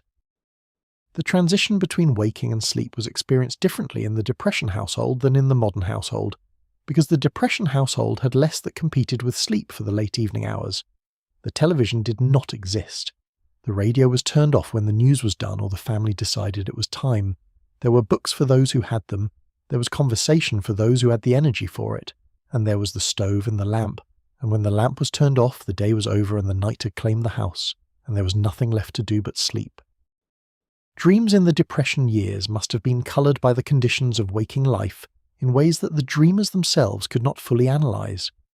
The anxiety of the waking day appearing in the compressed and distorted form that dreams give to waking preoccupations, but also perhaps the freedom that dreams gave from the waking constraints, the dreams in which the farm was saved and the rain came and the harvest was good, the dreams that the sleeping mind produced from the same materials as hope. Medieval dreamers had the same relationship to their dreams, the same mixture of waking anxiety transformed and waking desire fulfilled, the same brief nightly release into the world that the mind makes when the body lets go. The quality of dark in the Depression bedroom in winter was the quality of dark that the body knows from the inside, the dark that is behind the eyelids, and the dark that is behind the walls of the room, continuous and undifferentiated, the dark that sleep lives in, and that the sleeping body does not distinguish from any other dark. In this dark, the Depression sleeper and the medieval sleeper were identical, were the same body in the same condition, the condition of rest that all bodies require and all bodies take when the conditions allow. The temperature of the December night dropped through the sleeping hours in a gradual fall that the household's bodies tracked without tracking, pulled further under the covers by the reflexes that managed body temperature before consciousness could intervene. The extra quilt from the chest, pulled out in October when the first really cold nights arrived, added its weight to the bed's covering, the specific comfortable weight of a quilt that had been on the bed since you were a child and whose weight, you knew the way you know the weight of familiar things, not as a number but as a sensation. It is not a large celebration. The Depression does not permit large celebrations, and even if it did, this family has never been given to large celebrations, has always tended toward the smaller marking of things, the acknowledgement rather than the performance. But there is a celebration today, such as it is, a rare piece of meat on the table, a neighbour come for the afternoon, children who have been told they may stay up later than usual, the radio on. These are not small things when small things are the measure. The feast day was one of the organising principles of medieval life. The medieval calendar was thick with feast days, the commemorations of saints and holy events that punctuated the grinding work of the agricultural year, with pauses for celebration, for eating and drinking better than usual, for the suspension of normal labour, for the expression of community through shared festivity. The Church provided these days, not entirely from generosity, but because the Church understood that human beings need occasions, that the unbroken routine of work without celebration produces a demoralization that is bad for the community and, by extension, bad for the Church. The Depression holiday was not medieval in its trappings, but it was medieval in its function. The Thanksgiving table with whatever the household could produce, the Christmas with whatever small gifts could be managed, the birthday marked with a cake made from reduced materials, the neighbour's arrival turned into an occasion.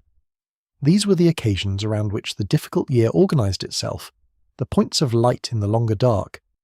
They served the same purpose as the medieval feast day, providing relief and renewal and the reminder that life was not only its hardship. You are at the table for the Sunday meal, which today is a real meal, as distinct from the functional meals of the week. There is a chicken. The chicken is one that stopped laying regularly, and whose continued consumption of feed was therefore not justified by its continued production. But it is a chicken regardless, and it has been roasted with the attention of a household that does not roast chicken often, and that intends to do it well when the occasion arises. The smell of the roasting chicken has been in the house since mid-morning, and has changed the character of the morning entirely. The medieval feast table, even at a peasant level, represented the best that the household could produce for the occasion. The feast was the exception that justified the rule of the ordinary, the day when the family ate what they could not eat every day, when the good wine was brought out, when the meat that had been salted away for a special occasion was finally used. The feast marked the day as different from other days in a way that was felt in the body, in the extra portion, and the better flavour, and the slightly distended satisfaction of having eaten more than usual. The neighbour who has come for the afternoon is a woman who lives half a mile down the road, and who has been a presence in the household's life for as long as the household has lived here. She brings a jar of preserved peaches, which she announces is from last summer, as though last summer's peaches require provenance, which they do not, but which is the form in which gifts are given, with the account of their origin, because the origin is part of the gift. She sits in the kitchen while the meal is finished and talks to the woman of the house in the way that women who know each other very well talk, without the need for continuous subject or sustained attention, in the way of long-practiced ease. Medieval neighbours visited each other with the same currency. The jar of honey from someone's hive, the bunch of herbs from someone's garden, the handful of seeds from a particularly good plant, the small offering of skill, a seam sewn or a tool sharpened, that both parties understood as the medium of friendship in a world where friendship was expressed in practical assistance. The conversation that accompanied the visit was of the same character. Long-practiced ease, the shorthand of people who had been neighbours through difficult things and easy things, and who required no performance of either. After the meal, the table is not immediately cleared. This is the longest meal the household has in the week, and there is a period after the eating in which the table remains as it was, with the remains of the food on it, and the people at it remain as they are, in a state of mild satiety and mild conversation. The state that a good meal produces in people who have not been in that state recently. The children are at the table, unusually, because it is a celebration, and the children are included. The medieval feast table had this quality of continuation, of the meal extending beyond the eating into a period of being together in the state that the meal produced. The great feasts of the nobility lasted for hours and had entertainment, music, jugglers, stories, the whole apparatus of medieval festivity. The peasant feast was smaller, but shared the same basic arc: the eating, the sitting, the talking, the gradual dispersal toward evening. In both cases, the feast was not just a meal, but an occasion, a concentrated period of being together in relative ease. There are games in the afternoon. Not elaborate games, not games that require equipment, but the games that people play when they are together and at ease and have time. A card game at the table, the children running in the yard with a game that has improvised itself from the available children and the available space. The radio is on, playing music, and the music fills the house in a way that music always fills a room, making the space feel simultaneously larger and warmer. Medieval community games had the same improvisational character. The games played at the village feast were not the games of courts or tournaments. They were the games of people who had the use of their bodies, and a field and an afternoon, and the general inclination toward competition and play that does not require equipment or training. Football games, in the loose medieval sense, were played on feast days, using whatever round object was available, with rules that were minimal and enforcement that was informal. Wrestling, racing, games of skill with tools that the players used in their regular work. The afternoon light changes as it moves toward evening. The light of a winter afternoon in this part of the country has a particular quality around 4 in the afternoon, a golden and slightly amber quality that makes everything it touches look slightly more significant than it looked at noon, that lies on the field outside the window with a warmth that is optical rather than thermal. You notice it every year, and it surprises you every year, the way the afternoon light in December always seems like more than you were expecting. The neighbour takes her leave before dark because the walk home in winter dark is longer than it needs to be. There are goodbyes at the door, the brief ceremony of departure that is the mirror of the ceremony of arrival, with the same warmth and the same acknowledgement that seeing each other is something worth acknowledging.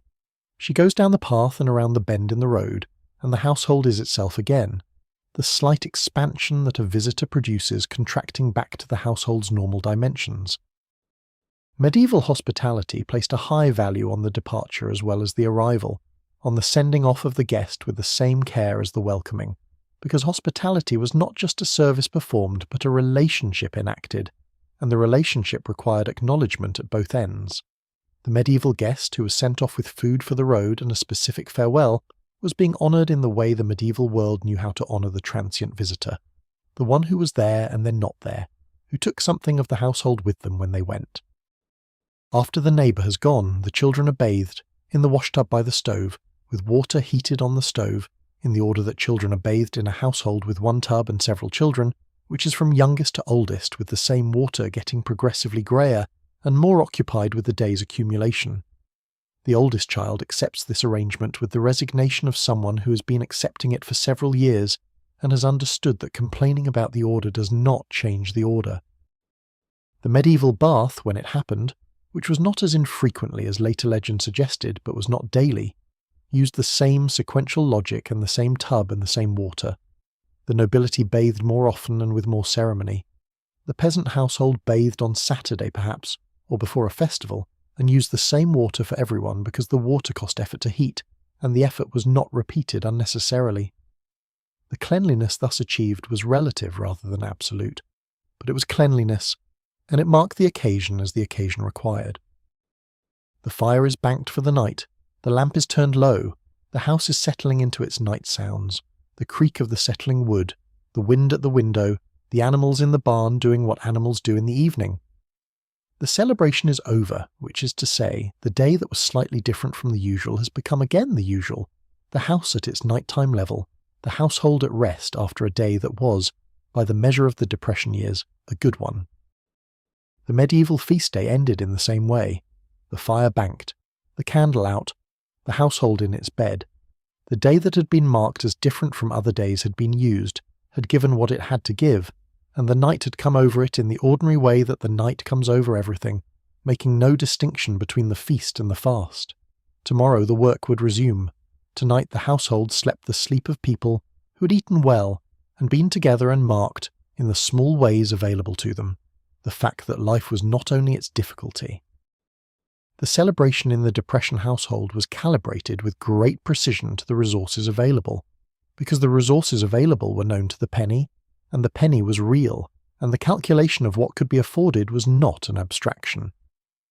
The special meal that was possible was the special meal that was prepared, and the one that was not possible was simply not discussed, was removed from consideration by the arithmetic that removed it, and the celebration that resulted from the possible was not diminished by the awareness of the impossible.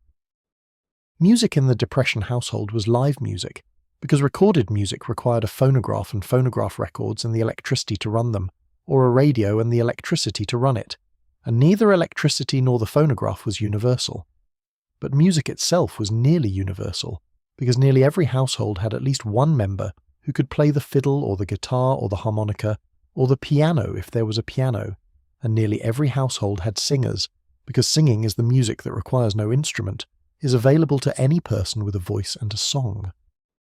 The visit of a neighbour for the afternoon had a weight in the Depression years that the casual social visit does not carry in conditions of abundance.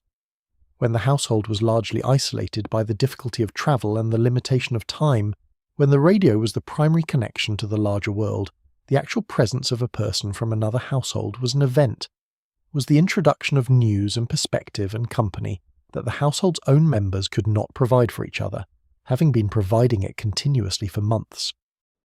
Gift-giving in the Depression was the art of the possible. The gift that was made rather than purchased, that was the product of the giver's labour and skill rather than their financial resources, was understood as carrying the value of the labour that went into it, and sometimes as carrying more value than a purchased gift would have carried, because the labour was visible in the thing, and the visibility of labour is its own form of generosity. A jar of preserved fruit given to a neighbour was not a lesser gift because it came from the household's own garden. It was a gift of the summer's work, and the summer's work was real. The holiday table in the Depression household was set with whatever the household had that was best, because the setting of the best things for the occasion was itself part of the occasion, was the statement that this day was different, that the household was marking it as different, that even in conditions of scarcity the family could make a gesture toward celebration by presenting its best.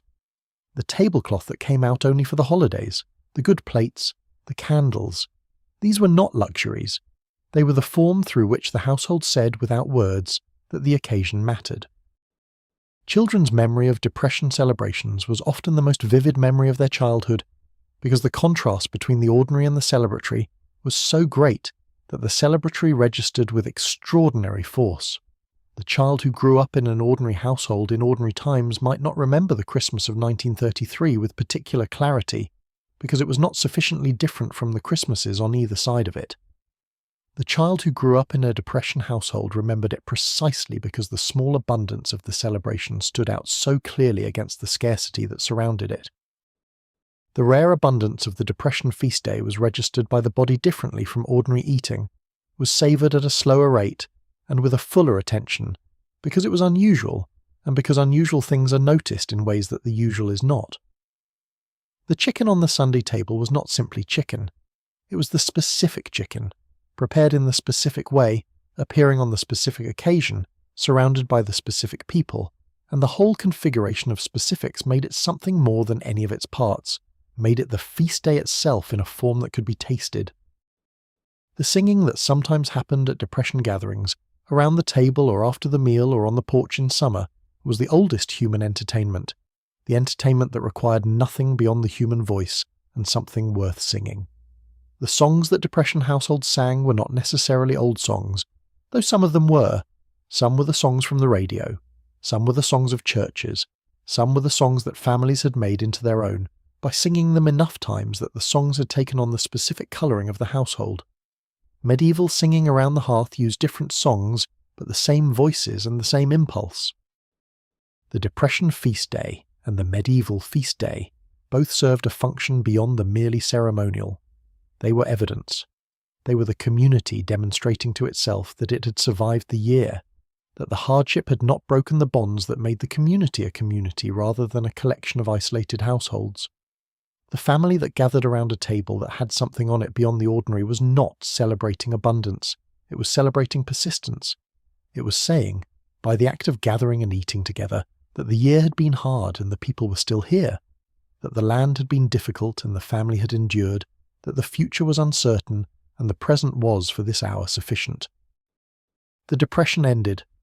Not all at once, not cleanly, not in a way that everyone recognised at the same moment, but it ended, the way long hard things end, by degrees, through the accumulation of small improvements, through the slow return of work and money and possibility. The farm families who had lived through it came out on the other side changed in the particular ways that hard years change people, with specific habits and specific fears and specific strengths that the comfortable years before had not required of them. The people who survived the Depression carried it with them in their bodies and their habits long after the Depression was over. The woman who lived through the 1930s and raised her children through the 1940s and grew old in the 1950s still saved the bacon grease in the can beside the stove when there was no longer any reason to save it, still kept the kitchen garden when she could afford to simply buy vegetables, still mended clothes that her daughter's generation would have discarded. Not because she had not noticed that the world had changed, because the habits of necessity had become the habits of character. The medieval peasant who survived a bad harvest, who came through the hungry gap of a hard winter with the household intact, did not return to the prosperous peasant he had been before the hardship, if he had been prosperous. He returned to a version of himself that had been through something and that had adjusted. The medieval woman who kept the household through the hungry winter kept, ever after, the pantry fuller than the current year required, because the current year might become next year and next year might become the hungry gap, and the full pantry was the only answer to that possibility that the individual household had access to. There is a quality to the knowledge that hard years produce that is different from the knowledge that easy years produce. Easy years produce knowledge that is theoretical, that can be held lightly, that can be updated when the theory proves wrong. Hard years produce knowledge that is in the body, that cannot be argued with because it was not arrived at through argument. The Depression farm wife who knew, in her hands, how to stretch flour across a week, knew something that no book could teach and no prosperity could erase. The medieval peasant's knowledge was all of this kind. There was no other kind available. The medieval peasant did not read about farming. He farmed. He didn't read about weather. He worked in it. He did not read about illness. He experienced it and treated it with what was at hand. Every piece of knowledge he possessed had been earned through the direct application of his own body, and attention to the circumstances of his life, and the knowledge had the quality of things earned in this way. It was untheoretical, specific, reliable within its domain. What endures is not always what you would choose to preserve. The Depression left behind a generation of people who were frugal to the point of anxiety, who could not spend without guilt, who could not throw away without checking first whether the thing might still be useful for something. It left behind a generation of gardeners who continued to garden when gardening was no longer necessary. It left behind a generation of women who continued to make things by hand when the store-bought equivalent was available and affordable. The Depression endured in the people who survived it long after the Depression itself was over. The Middle Ages endured in similar ways. The habits of thought and the habits of practice that the medieval world produced did not disappear when the medieval world ended. They persisted in the peasant communities of early modern Europe, in the continued use of open fields and common lands and village governance and herbal medicine, and the 100 other practical traditions that the medieval world had developed and that no one had any particular reason to abandon simply because the calendar said a new era had arrived. You are sitting now in the farmhouse kitchen, in the middle of the evening of whatever evening this is in the long middle of the Depression decade. The lamp is on the table, the stove is warm, the household is going about its evening business, the quiet tasks of the after-supper hour, the children getting ready for bed, the day's final accounting being performed in the small rituals of banking the fire and checking the door and turning off the lamp in the room that no longer needs it. Everything you have seen today, this long day in the Depression household, is a version of something that was seen in a medieval household in a medieval century. The bread and the soup, the mending basket, the kitchen garden, the root cellar, the travelling man on the road, the relief line at the church hall, the neighbour who came and went, the child at the garden with the hoe, the woman who kept the household in motion through the necessary tasks of a subsistence economy, the man with the bank letter and the pencil and the numbers that would not add up to a satisfactory result. These are not similarities that need to be explained or argued for. They are too direct for argument. They are the same things, separated by 600 years of history, surfaced again by the same conditions that had produced them the first time. The contraction of the economy to the scale of the household, the return of scarcity as the governing fact of daily life, the rediscovery of the old methods by people who had thought those methods were behind them. The world is full of old knowledge. It waits in the seed varieties that the old-timers kept saving when the hybrids were available. It waits in the recipes written in the margins of the Bible, or on the backs of envelopes or in the handwritten notebooks that some households still kept. It waits in the hands of the oldest women, who can darn and mend and preserve and brew and tend in ways that their granddaughters were not taught, and their great-granddaughters will have to rediscover. The knowledge does not disappear. It retreats. It waits. The medieval peasant world retreated too in the centuries after the Middle Ages ended. It retreated from the cities first, then from the larger towns, then from the smaller towns, then from the prosperous farms. It found its last refuge in the remote and marginal places, the mountain villages and the island communities and the isolated farmsteads, and in those places it continued largely unchanged into the 20th century. The Depression did not discover medieval farming in the history books. It discovered it still living barely at the edges of the modern world. What the Depression returned to the American farm family was not a golden past, was not a simpler and more authentic way of life that had been lost and was now recovered. It was a set of coping mechanisms. It was the survival toolkit of people who had nothing else available. But coping mechanisms, used long enough, become something more than that. They become a way of seeing the world, a way of being in it. The Depression families who kept their kitchens and their gardens and their mending baskets and their root cellars and their herbal medicine shelves were practicing, without knowing they were practicing, a very old form of human existence. It was the form of existence that had supported human life for most of human history. Not the heroic history, not the history of kings and battles and the rise and fall of empires, but the daily history, the history of the breakfast and the supper and the winter and the spring, the history of the household managing itself through the long middle of things. This history has no dramatic turning points. It has only the turning of the seasons, the turning of the years, the slow turning of the world under the people who live on it. The house is quiet now, the lamp is turned down to its lowest level. The children are in their beds, the fire is banked. Through the window the field is barely visible in the moonlight, the furrows running out to the tree line in the dark, patient and present. The field will be there in the morning. The work will be there in the morning will be there. This is not a small thing, this is the whole thing. The medieval peasant who went to sleep in his cottage on a winter night at the end of a day of work knew the same thing. The field would be there in the morning. The village would be there in the morning. The livestock in the byre would be there, breathing their warm animal breath, alive and requiring their morning feeding. The family in the bed around him would be there, sleeping with the regularity of exhaustion, warm under their covering. The morning would come. 600 years separate these two nights. 600 years of history, of change, of revolution and invention, and the whole complex machinery of human progress. And yet here, in the quiet of the late evening, in the kitchen with the lamp turned low and the fire banked and the household settling into its last hour before sleep, the distance collapses to something very small. The Depression family and the medieval family are doing the same things in the same order, for the same reasons, in the same silence, under the same sky.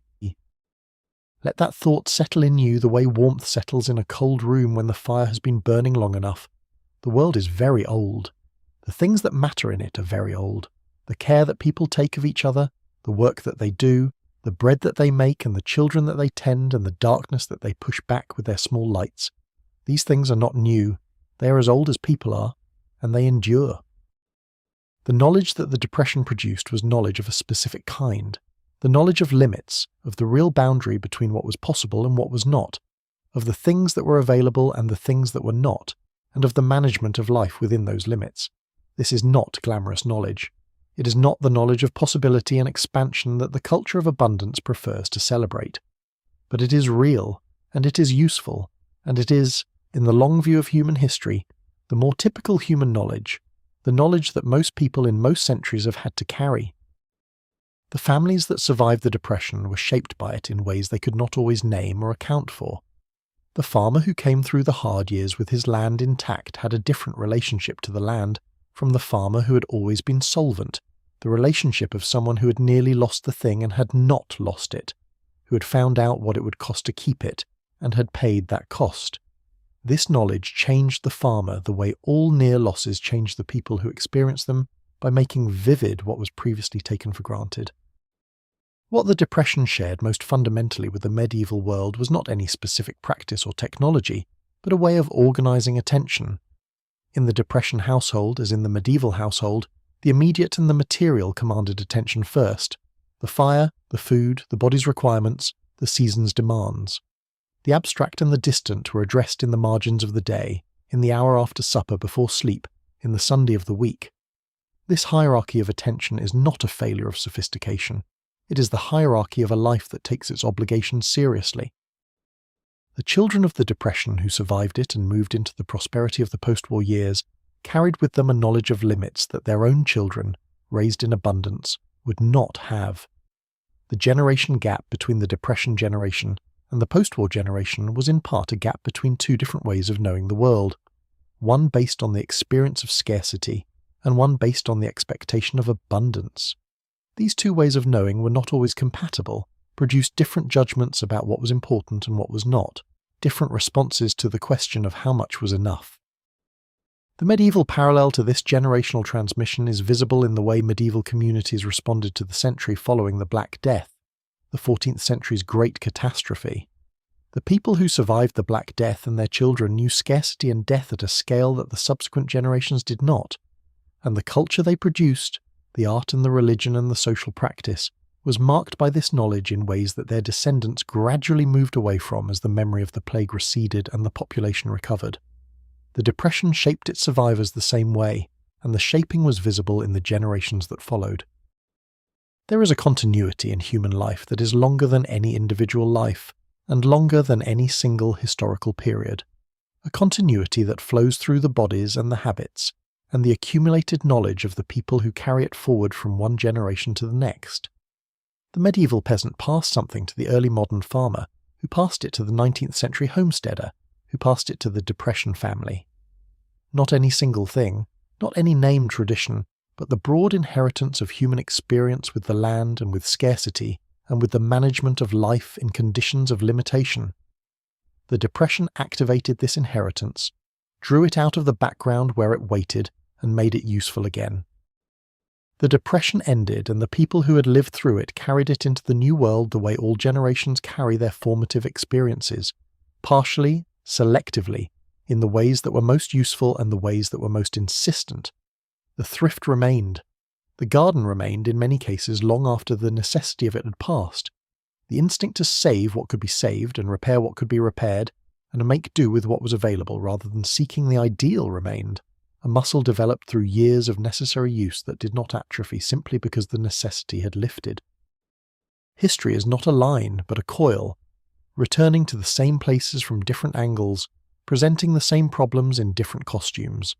The Depression returned the industrial world to the medieval world's fundamental conditions, not because history was repeating itself, but because the fundamental conditions of human life, the need for food and shelter and warmth and community, are always present beneath whatever technology has built over them, and when the technology fails or contracts, those conditions become visible again, as permanent and as old as the earth they grow from.